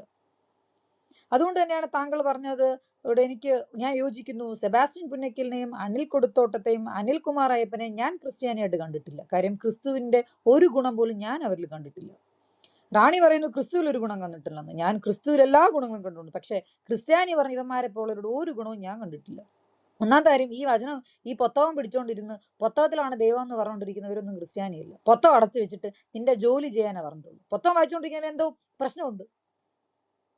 അപ്പോൾ അത് കറക്റ്റ് ആണ്. അപ്പൊ ഇത്രയും വലിയൊരു ഡിസ്പ്യൂട്ട് വരാൻ തന്നെ കാര്യം ക്രിസ്ത്യാനിറ്റി എന്ന് പറയുന്നതിനെ രണ്ടിൽ ഒരുമിച്ച് കൂട്ടിക്കെട്ടി യഹൂദ മത നിയമങ്ങളെ ക്രിസ്ത്യാനിറ്റിയിലോട്ട് അടിച്ചേൽപ്പിച്ചു. ഈ സഭാ ഭ്രാന്തായി. സഭയും മതവും, ഞാൻ കത്തോലിക്കനാണ്, എന്റെ നിയമം ഇതാണ്, ഞാൻ പെന്തക്കോസ്തനാണ്, എന്റെ നിയമം എന്ന് പറഞ്ഞ ഏകദേശം പിന്നെയും ഈ 613 ന്യായപ്രമാണം ഇതിനകത്ത് കൂട്ടിക്കലക്കി മതപരിവർത്തനം ചെയ്യുന്നതിന്റെ അനന്തര ഫലമാണ് ഇതുപോലുള്ള വിദ്വേഷം. സത്യത്തിൽ റാണിയോട് ഞാൻ ക്ഷമ ചോദിക്കുന്നു. കാര്യം അതിന് ഭാഗവാക്കായ യഹൂദ ക്രിസ്ത്യാനികൾ എന്ന് വിളിക്കുന്ന കുറെ കപട വിശ്വാസികളാണ് ഇതിന് കാരണം. യേശു ക്രിസ്തുവിന്റെ ദൈവരാജ്യം ഐഹികമല്ലെന്ന് പറഞ്ഞു കഴിഞ്ഞു. ഇന്ന് ശിവരാത്രിയാണ്. എല്ലാ ഹിന്ദുസിനും ഞാൻ ഒരു ശിവന്റെ ഒരു ആരാധന ആയിട്ട് കാണുന്ന ഒരാളാണ്. എല്ലാ മതത്തിനും അവരുടേതായ പ്രാധാന്യമുണ്ട്, അവരുടെ ദൈവികതയുണ്ട്, മാന്യതയുണ്ട്. ഞാൻ ബഹുമാനിക്കുന്നു. എപ്പോഴാ നന്മയില്ലാതെ വരുമ്പം പൊത്താത്തിരിങ്ങനെ എഴുതിയിട്ടുണ്ട്, അവനെ വെട്ടിക്കൊല്ല്, ഇവനെ വെട്ടിക്കൊല്ല്, അത് ദൈവമല്ല. അത് നിങ്ങൾ ടെസ്റ്റ് ചെയ്യേണ്ടതാണ്. ഇപ്പൊ ഞാൻ എൻ്റെ ദൈവത്തെ ആരാധിക്കുവാണെങ്കിൽ, ഞാൻ സ്നേഹം എന്ന് പറയുവാണെങ്കിൽ, അത് എൻ്റെ ഉത്തരവാദിത്വമാണ്. എൻ്റെ കൺക്ലൂഷൻ ഇതാണ്: സ്തെഫാനോസ് മരിച്ചു വീണത്, പൗലോസ് തല കൊടുത്തത്, പത്രോസ് തല കൊടുത്തത്, എനിക്കിപ്പോഴും എൻ്റെ ബൈബിൾ എടുക്കുമ്പം എൻ്റെ കണ്ണിന്ന് ഇറ്റിറ്റ് വീഴുവാണ് ചെയ്യുന്നത്. എപ്പോഴും അത് ഓപ്പൺ ചെയ്യുമ്പോൾ, ഞാൻ അതിനെ മെഡിറ്റേറ്റ് ചെയ്യുമ്പോൾ. കാര്യം രക്തത്തിന്റെ വിലയുണ്ട്.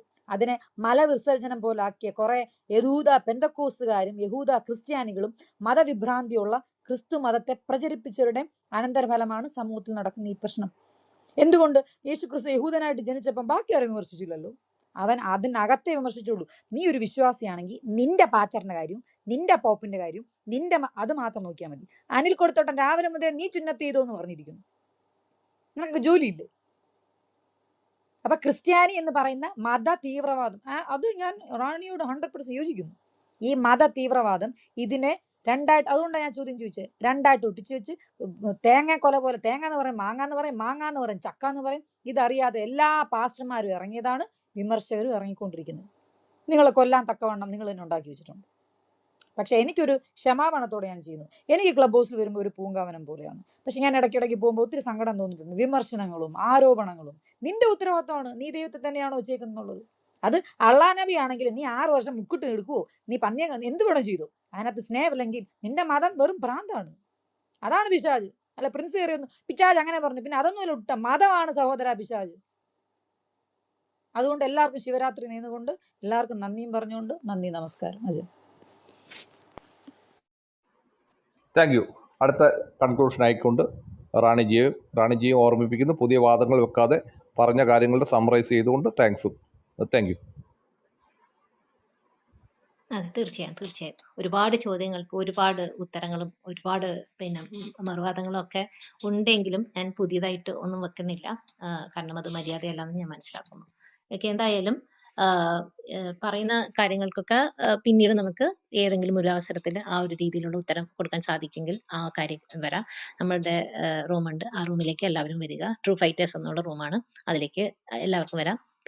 പിന്നെയും ഇവിടെയൊക്കെ നമ്മൾ ഈ രീതിയിലുള്ള ഡിബേറ്റുകളൊക്കെ നടക്കുന്നുണ്ടല്ലോ. ഓക്കെ, എന്തായാലും ഞാനൊരു കൺക്ലൂഷനായിട്ട് അതിലേക്ക് കടക്കുകയാണെങ്കിൽ, ഇപ്പോൾ ഞാൻ ചോദിക്കുമ്പോഴാണെങ്കിൽ ബൈബിളിലെ വാക്യങ്ങളുടെ എണ്ണം പറഞ്ഞുകൊണ്ട് ഇത്രയേറെ വാക്യങ്ങളിലേക്ക് ഇങ്ങനെ, അതായത് 35,000-ഓളം വാക്യങ്ങളുടെ കണക്ക് പറഞ്ഞു. ഏകദേശം 31,000-ഓളം വാക്യങ്ങളാണ് ടോട്ടലായിട്ടുള്ളത്. വെറും മത്തായിലുള്ളത് 1071 വാക്യങ്ങൾ മാത്രമാണ് യേശുവിനെ കുറിച്ച് പറയുന്നത്. അതിൽ പലതും യേശുവിന്റെ ഈ അത്ഭുത പ്രവർത്തികളും അങ്ങനെയുള്ള രീതിയിലൊക്കെയാണ് പോകുന്നത്.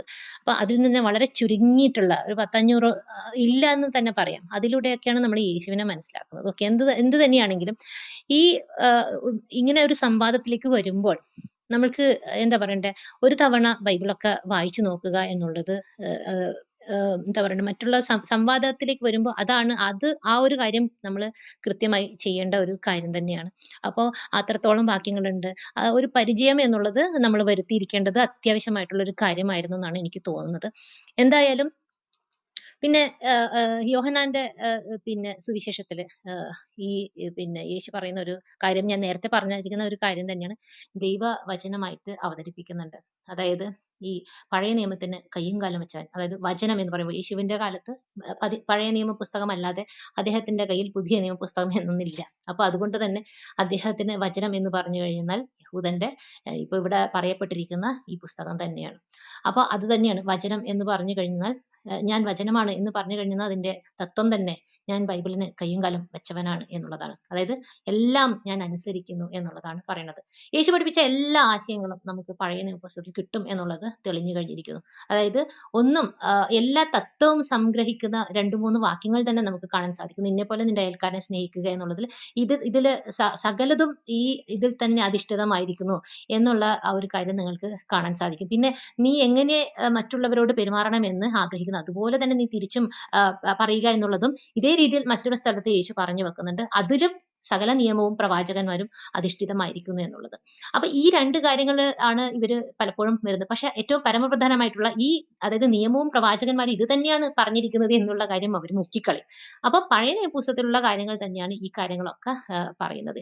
ഇനിയിപ്പോ റാണിയോട് ക്രിസ്ത്യാനികൾക്ക് ഒന്നും ചോദിക്കാനും ഇല്ല, പറയാനും ഇല്ല, പഠിക്കാനും ഇല്ല എന്നുള്ള രീതിയിലൊക്കെയാണ് ഈ പറയുന്നത്. പക്ഷെ ഈ പുസ്തകത്തിന്റെ തകരാറ് ബാക്കി, അതായത് ഇവര് മുന്നോട്ട് വെക്കുന്ന ഒരു ആശയം എന്ന് പറഞ്ഞു കഴിഞ്ഞാല് ഈ പുസ്തകത്തിന്റെ പിന്നെ എന്താ പറയണ്ടേ, ഈ ഉള്ളിലിരിപ്പ് ബാക്കിയുള്ളവരൊന്നും അറിയാൻ അതായത് അറിയിക്കുക എന്നുള്ളത് ഇവർക്ക് അസാധ്യം അല്ലെങ്കിൽ സഹിക്കാൻ പറ്റാത്ത ഒരു കാര്യമാണ്.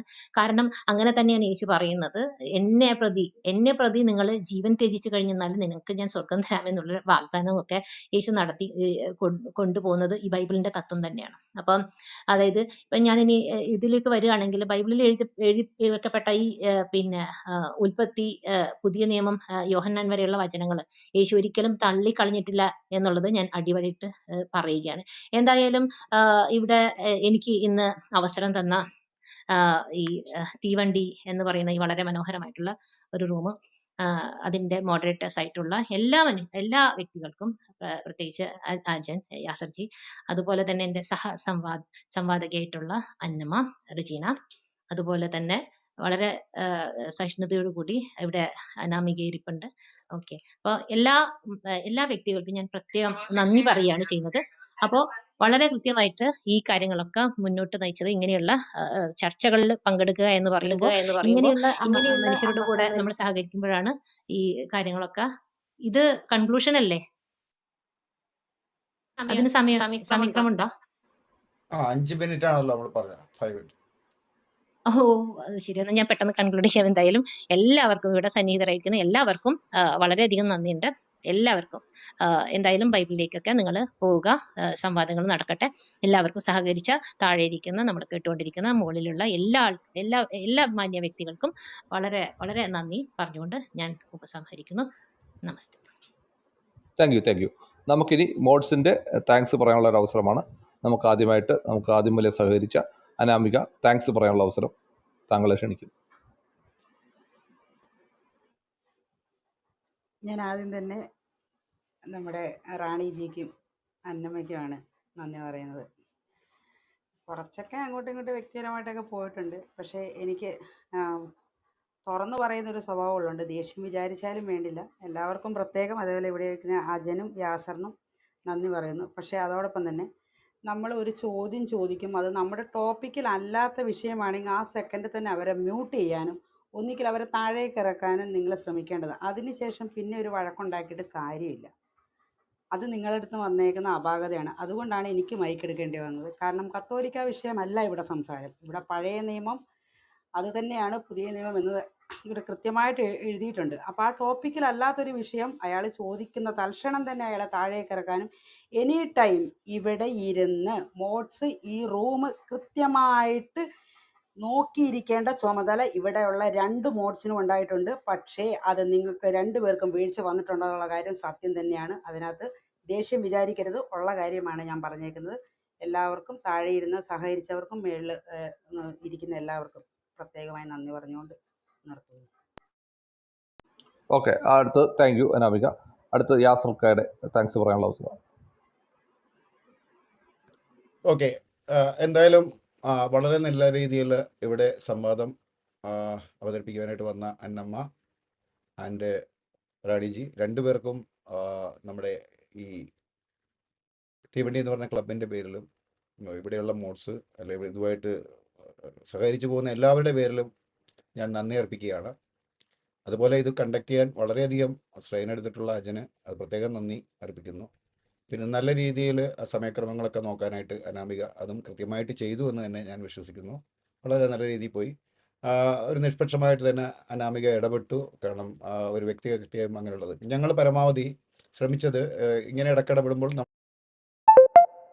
നമ്മളിവിടെ പല ഡിബേറ്റുകളും കണ്ടപ്പോൾ ചെറിയ ചെറിയ കാര്യങ്ങൾ, കുഞ്ഞു കുഞ്ഞു കാര്യത്തിന് നമ്മൾ ഇടപെടുമ്പോൾ അതൊരു വലിയ രീതിയിലേക്ക് പോവുകയും അത് ഇഷ്യൂ ആവുകയും ചെയ്യുന്നത് കൊണ്ട് തന്നെയാണ് കുറച്ചൊക്കെ വിട്ടുവീഴ്ചകൾ അങ്ങോട്ടും ഇങ്ങോട്ടും ചെയ്തു കൊടുക്കും എന്ന് നേരത്തെ തന്നെ ഇരു കൂട്ടരോട് സൂചിപ്പിച്ചിരുന്നതിൻ്റെ ബേസിലാണ് അങ്ങനെയുള്ള കാര്യങ്ങളൊക്കെ ഇതായിട്ടുള്ളത്. അല്ലാതെ ഒരിക്കലും അല്ല.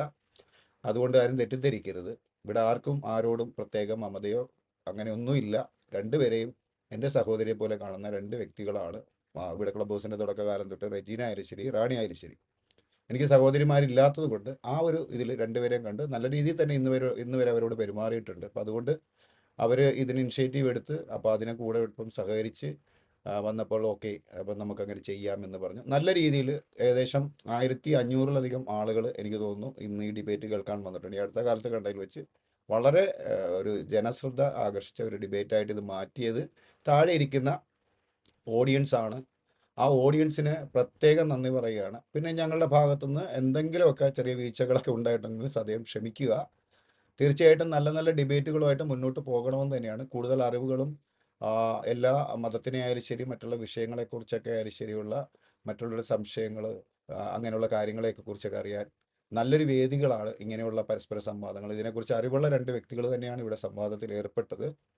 വളരെ നല്ല രീതിയിലുള്ള ഡിബേറ്റായിട്ട് നമ്മളുടെ മോഡുകളുടെ നിർദ്ദേശങ്ങളൊക്കെ തന്നെ അനുസരിച്ചുകൊണ്ട് മുന്നോട്ട് പോയിട്ടുണ്ട്. എല്ലാ ഡിബേറ്റിലും ചെറിയ ചെറിയ കാര്യങ്ങളൊക്കെ ഉണ്ടാവും, അത് സ്വാഭാവികമാണ്. അപ്പോൾ എന്നാലും നല്ല രീതിയിൽ അവർ നമ്മളോട് സപ്പോർട്ട് ചെയ്തിട്ടുണ്ട്. അപ്പോൾ അതിന് അവരോട് പ്രത്യേകം നന്ദിയും കടപ്പാടും പറയുന്നു. അതുപോലെ താഴെ ഇരിക്കുന്ന അണികൾക്ക്, അനാമികയ്ക്ക്, പിന്നെ ഇപ്പുറത്ത് നമ്മുടെ ചാറ്റ് വാരിയേഴ്സ് അവർ പ്രത്യേകം പറയണം. ഏതാണ്ട് 7500 അതിന് മുകളിലാണോ എന്ന് എനിക്കറിയില്ല. ഇവിടെ ആരോ ഒരു കമൻറ്റ് ഇട്ടാണ് കേട്ടോ, എനിക്ക് കൃത്യമായിട്ട് അറിയില്ല. അപ്പോൾ അത്രയും കമൻറ്റും ഒക്കെ വന്ന വലിയൊരു ഡിബേറ്റായിട്ട് ഇത് മാറി എന്നുള്ളത് എല്ലാവർക്കും, അത് നിങ്ങളുടെ എല്ലാവരുടെയും ഒരുമിച്ചുള്ള ഒരു പാർട്ടിസിപ്പേഷനാണ്. പിന്നെ അജൻ അത് കൃത്യമായിട്ട് തന്നെ അതിൻ്റെ സ്ട്രക്ചറും കാര്യങ്ങളൊക്കെ അജനും നല്ല രീതിയിൽ അത് കൊണ്ടുപോയി. അപ്പം മാത്രമല്ല ഇതിൽ നേരത്തെ സഹകരിച്ചുകൊണ്ടിരുന്ന മോഡുകൾക്കും എല്ലാവർക്കും ഒരിക്കൽ കൂടി ഇനി ആരെങ്കിലും വിട്ടുപോയിട്ടുണ്ടെങ്കിൽ അവർക്ക് കൂടി നന്ദി പറഞ്ഞുകൊണ്ട് നിർത്തുന്നു. നന്ദി, നമസ്കാരം.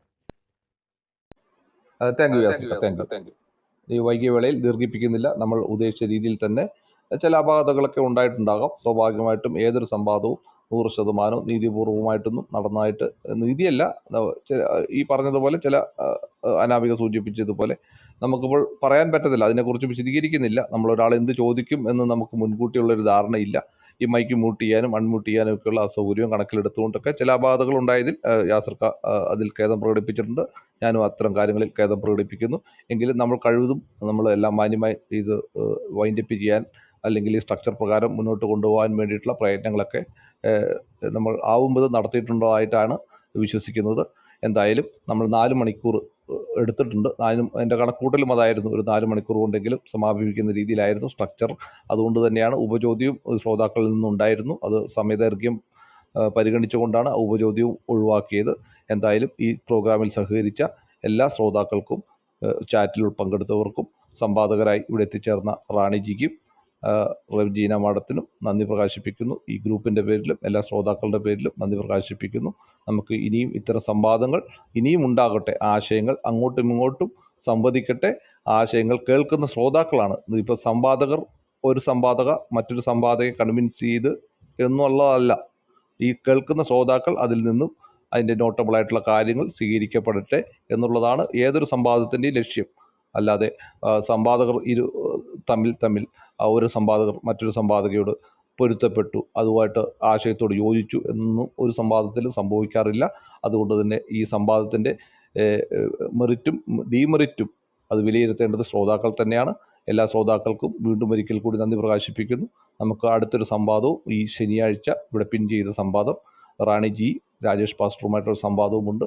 ആ സംവാദത്തിലേക്കും ഏവരെയും സ്വാഗതം ചെയ്തുകൊണ്ട് ഇന്ന് പങ്കെടുത്ത എല്ലാവർക്കും ശുഭരാത്രി നേർന്നുകൊണ്ട് ഇന്നത്തെ ഈ പ്രോഗ്രാം വൈൻഡപ്പ് ചെയ്തതായിട്ട് പ്രഖ്യാപിക്കുന്നു. ഏവർക്കും നന്ദി, നമസ്കാരം, ശുഭരാത്രി.